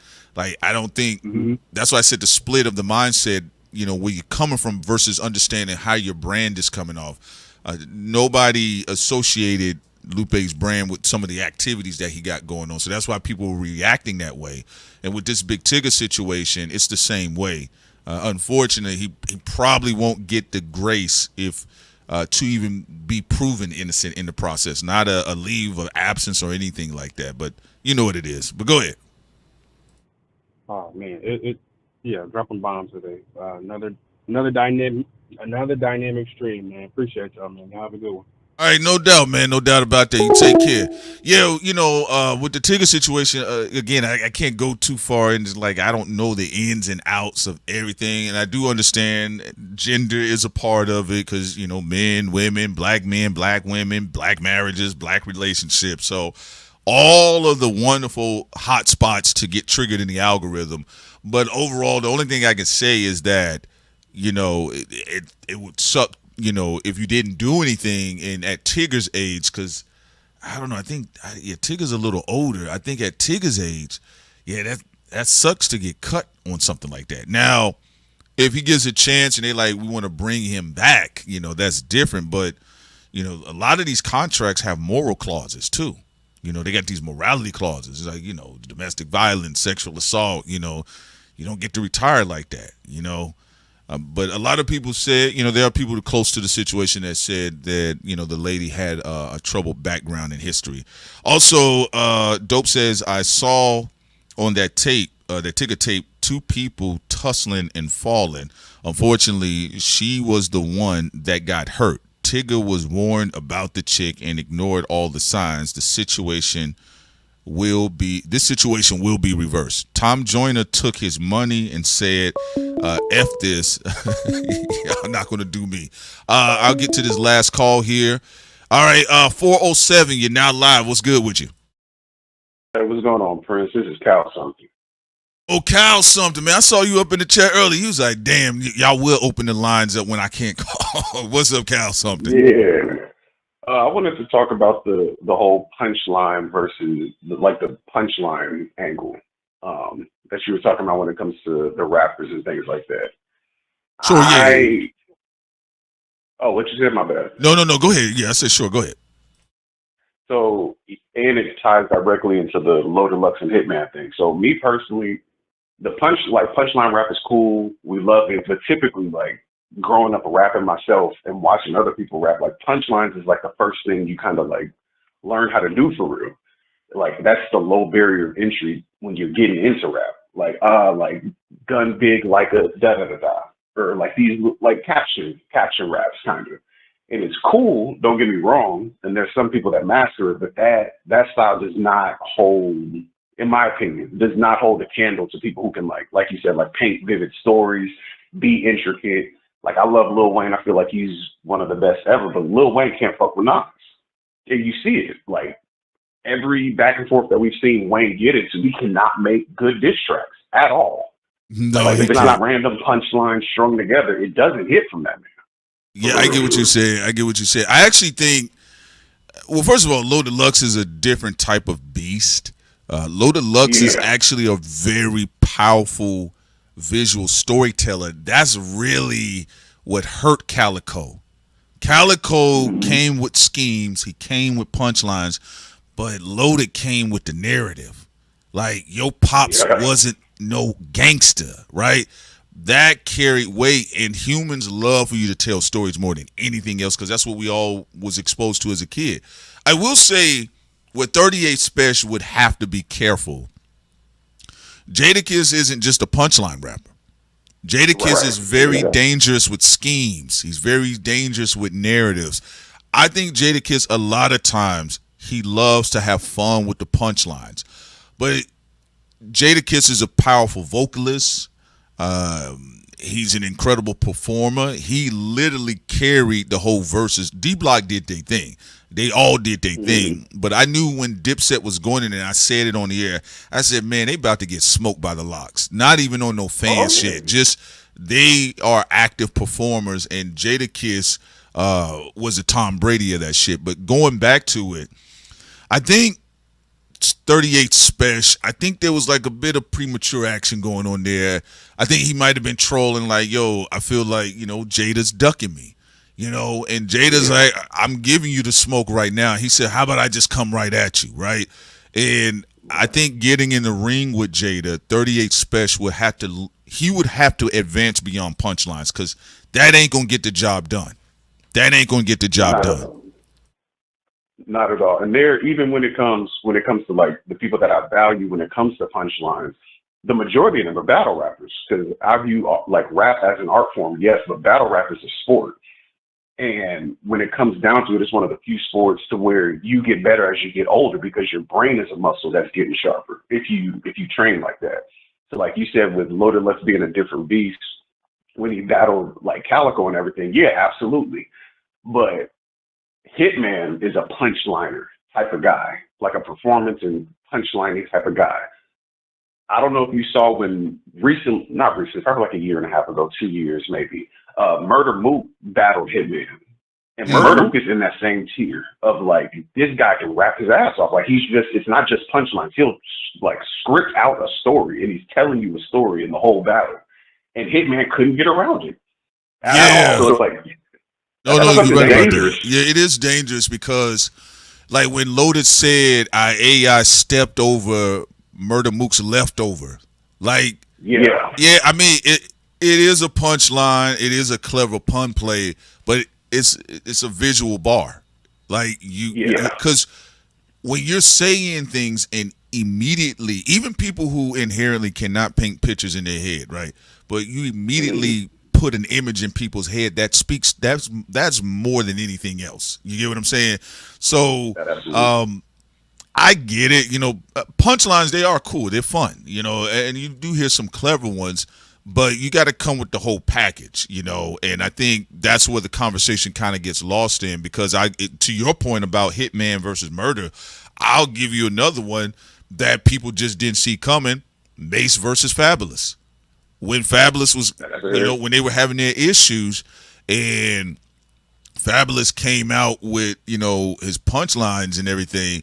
Fabulous has a nice voice. He's very smooth with it, and it just can't get the job done, though. Like, he had a joint with, who did he have it? Was it with Paul Kane? I can't remember who it was. I don't think it was Red Cafe. It was Paul Kane. It was somebody like that, and it was on an old throwback Loso Way mixtape. And I remember when Fabulous dissed Mace, because Mace said when he was running around with Junior, why won't Fabi know I'm the daddy or something like that. He was saying basically, that's my style you rocking with.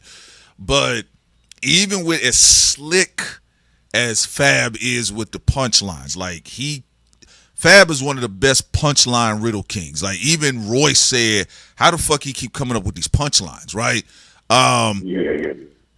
But it still don't hold no weight to when Mace got in his Oracle bag. You get what I'm saying? And that's the complete package of an MC. That's why I said punchlines is cool. But if you working with like the four-arm Goro, you can block a punchline rapper anywhere. Like you said, Hitman couldn't get around Mook. He just couldn't. No. You might the oohs and ahs, but it's kind of what happened with Mr. Fab and Royce the 5'9". Royce, Mr. Fab is a punchline guy. He does his thing, and he was punchlining Royce. And then Royce talked about he painted a picture. After the oohs and ahs, I'm about to murder you, right? So I always say, narrative rappers that are very visual, like you can imagine what they're saying. Nas, Kendrick. Even before the battle, I said they're very dangerous because they're spending most of their time painting, but they can also go in other directions. So to your point, the point of entry is a metaphor. The point of entry is a simile. Nas is like, all right? Life is prison. Life is hell. Like, everybody does that in poetry. You gain entry into MC in that way. But when you in an advanced form, when you telling stories, but I ain't gonna lie, man, when I heard Nas did the Rewind, I had a partner. I had a partner. He said, "Hey, man, why would Jay-Z fuck with this nigga?" Yeah. So to be fair, that's how I before the battle, because again, loved the battle from 2 years ago. It was great. We'll more than likely never see nothing like that again, because even the next crop of MCs, the class right behind them, they're not that. And as you and Sin typically talk about, like, they're trying to like make sure that we don't get big superstars like that anymore, period, at all. So it's like, we're not going to see that. But even going into it, me being a Kendrick fan through and through, and then I kind of like stopped rocking with Drake after what was the cover? Nothing was the same. Nothing was the same. I was kind of like, I'm kind of cool. Had some songs here or there, but I'm listening. Why would you bother the nigga who was making like Keisha songs and stuff like that, or Sing About Me? Like, the nigga who's writing that. Why would you look at that and be like, I can beat that? No, you can't. Well, that's crazy, bro. Well, I think from a competitive, rapper standpoint, when they're active, they don't look at those things. It's kind of like, again, Jay-Z was like, look, and you got to think about it, it's like boxers. They don't look at it the same way. They like, no, I want to fight. That's what I want to do. Like, Jay-Z saw Nas, he's like, bro, let's fight. Drake and Kendrick, they saw each other. Let's get it on. Let's fight. But to the point though, when you talking about like the overemphasis on punchlining, it's cool. Don't get me wrong. And even the most laid back, casual rap listener, they'll be like, yo, I like this. But it's different when you start getting in there with people that they can do other things. And I think for 38 Spesh, and I've listened to a lot of his bars. I think the boy can spit, but I think Jadakiss is just one of them niggas. He's going into a war chest, because you gotta remember, Beanie Siegel was a problem for Jada. Beanie Siegel was it was a real problem, and that's still a battle I can ask anybody, and they'll give me a different answer about who they thought won. But and they both was kind of punchlining each other to death. The difference, though, I feel, whose scheme was going to be stronger. You get what I'm saying? What is the story you're going to paint of Jadakiss? What can you paint of Jadakiss? You know what I mean? What you going to say, like Beans really beat you, and you're going to be like, like you got to, where you going to go, with Jadakiss? Because now Jadakiss is looking at 38 Spesh, and he says unimpressed, right? So now he outside, he says, you want my attention? I want to see what you got. You get what I'm saying? And I do some people trying to say, is it mid or not? I think Jadakiss is a very dangerous MC, but also I don't think 38 Spesh is nothing to sleep on. It's just really who's going to be able to really wow the crowd. And 38 Spesh, his job right now, he's going to have to convert some Jadakiss disciples. That's what his goal is. He think he going after Jada. He going to have to convert that audience because Jadakiss has a very strong reputation when it comes to bars in the hip hop community. That's really you're not swinging. You're not swinging. That's like trying to convert Joe Budden fans. Like the niggas who like dirty Joe Budden mood music. You're not converting the niggas. You're just not. Yeah, that's the thing about it. Like 38 Spesh, and I get it. Some people come outside and they do knock the champ out. I just think Jadakiss is already dangerous, but his biggest hurdle, it's gonna be hard for him to convert that hip hop community that really have been there with Jada from the very beginning. So you're gonna have to come out the bag with something amazing for Jada. But you got his attention now because he had the little Kanye West backpack on with him and Fat Joe. He throwing shots at 38 Spesh. So you got his attention now. Yeah, and I don't think you want that. I'm gonna say two things, and I'm gonna let you get to somebody else. So number one, I know you and Sin are like big anime people. I just finished watching Solo Leveling a little bit ago. I don't know if y'all have seen it, but it's this scene really, really like mad early in the show.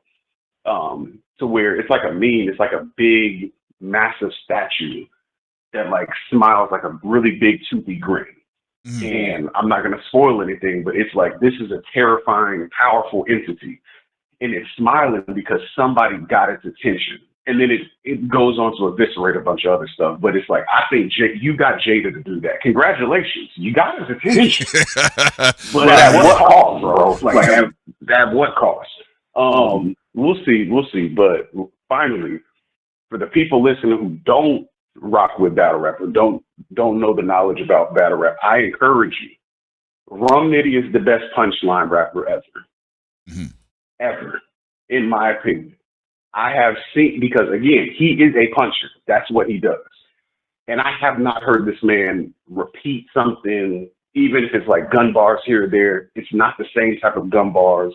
I saw somebody even talking about like he pushes the crowd to reach him when it comes to like understanding what he's talking about, which is very, very hard. Again, it's not like making records and they're playing on the radio, they're playing on streaming. You're walking into a building for the first time with raps nobody has heard, and you got to convince 2,500 people that you're the best person ever rap, and he does it consistently.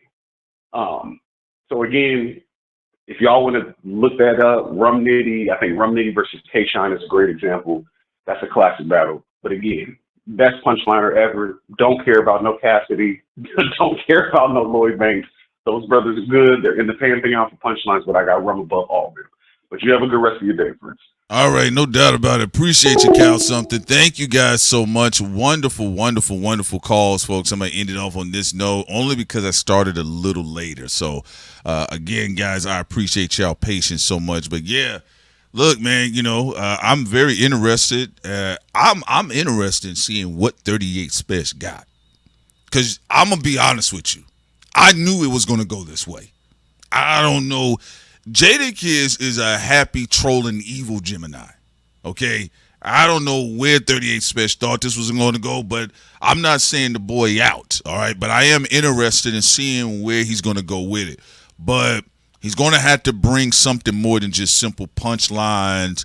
He's actually going to have to be really funny. He's going to have to bring really clever with the schemes, too. But, yes, now, my honest opinion, hey, congratulations. Like Cal Something said, man. And we love Solo Leveling. We love the show. The whole house loves it, man. I can't wait to see what goes on with the second season. But, yes, I'm going to be interested to see what 38 Spesh got, man. But he does have Jadakiss's attention now. So, again, I'm always into it. I would definitely love to see what takes place. As far as Big Tigger, like I said, I know people, they're getting at him, but it's an unfortunate way. And again, if it's true overall that he's more of a victim in the situation, that sucks. But also, like, as fellas, dog, we got to pick better. We don't have that luxury. Like, there ain't no Diary of a Mad Black Man. It's Diary of Mad Black Women. Okay, it's not. People like, boy, you should have known better. All right, you should have known better. All right. Again, rest in peace to Nolan. People discernment. We'll wait to see what goes on. I'm sure we're going to see some chicanery with some of the people that might have been out there with him, and we'll see where that really goes as well. But folks, if you guys want to further support us, we are on Patreon. We do upload routinely. I'm going to be uploading some more stuff concerning like hip hop coverages. I think we really probably more likely going to get a fight here with 38 Spesh and Jada, because Jada says, oh, I'll give you what you need, right? And outside of that, you guys take care. Please enjoy the rest of your day. And y'all be safe out there, okay? Be safe out there. And, have some grace on each other, all right? Y'all know how it is. All right, y'all take care. I'm out. Peace.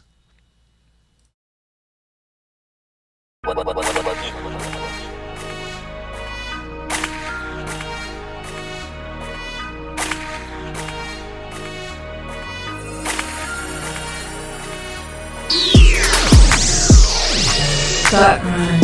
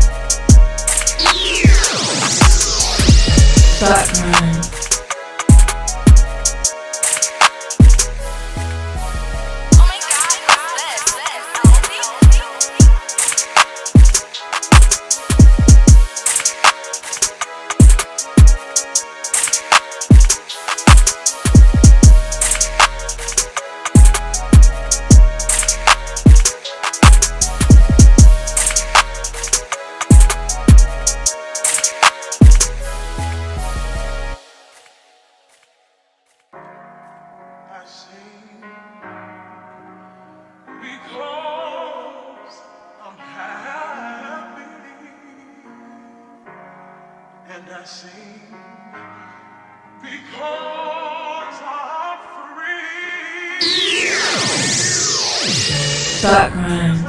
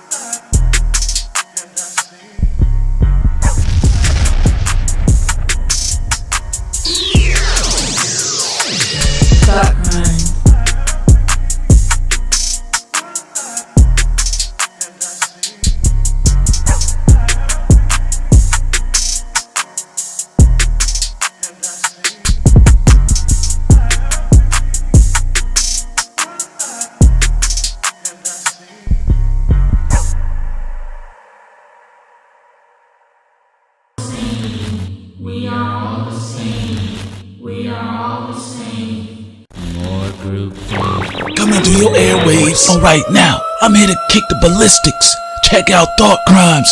Are you following me? Coming through your airways. Coming through your airways. You ain't gonna get me with that one.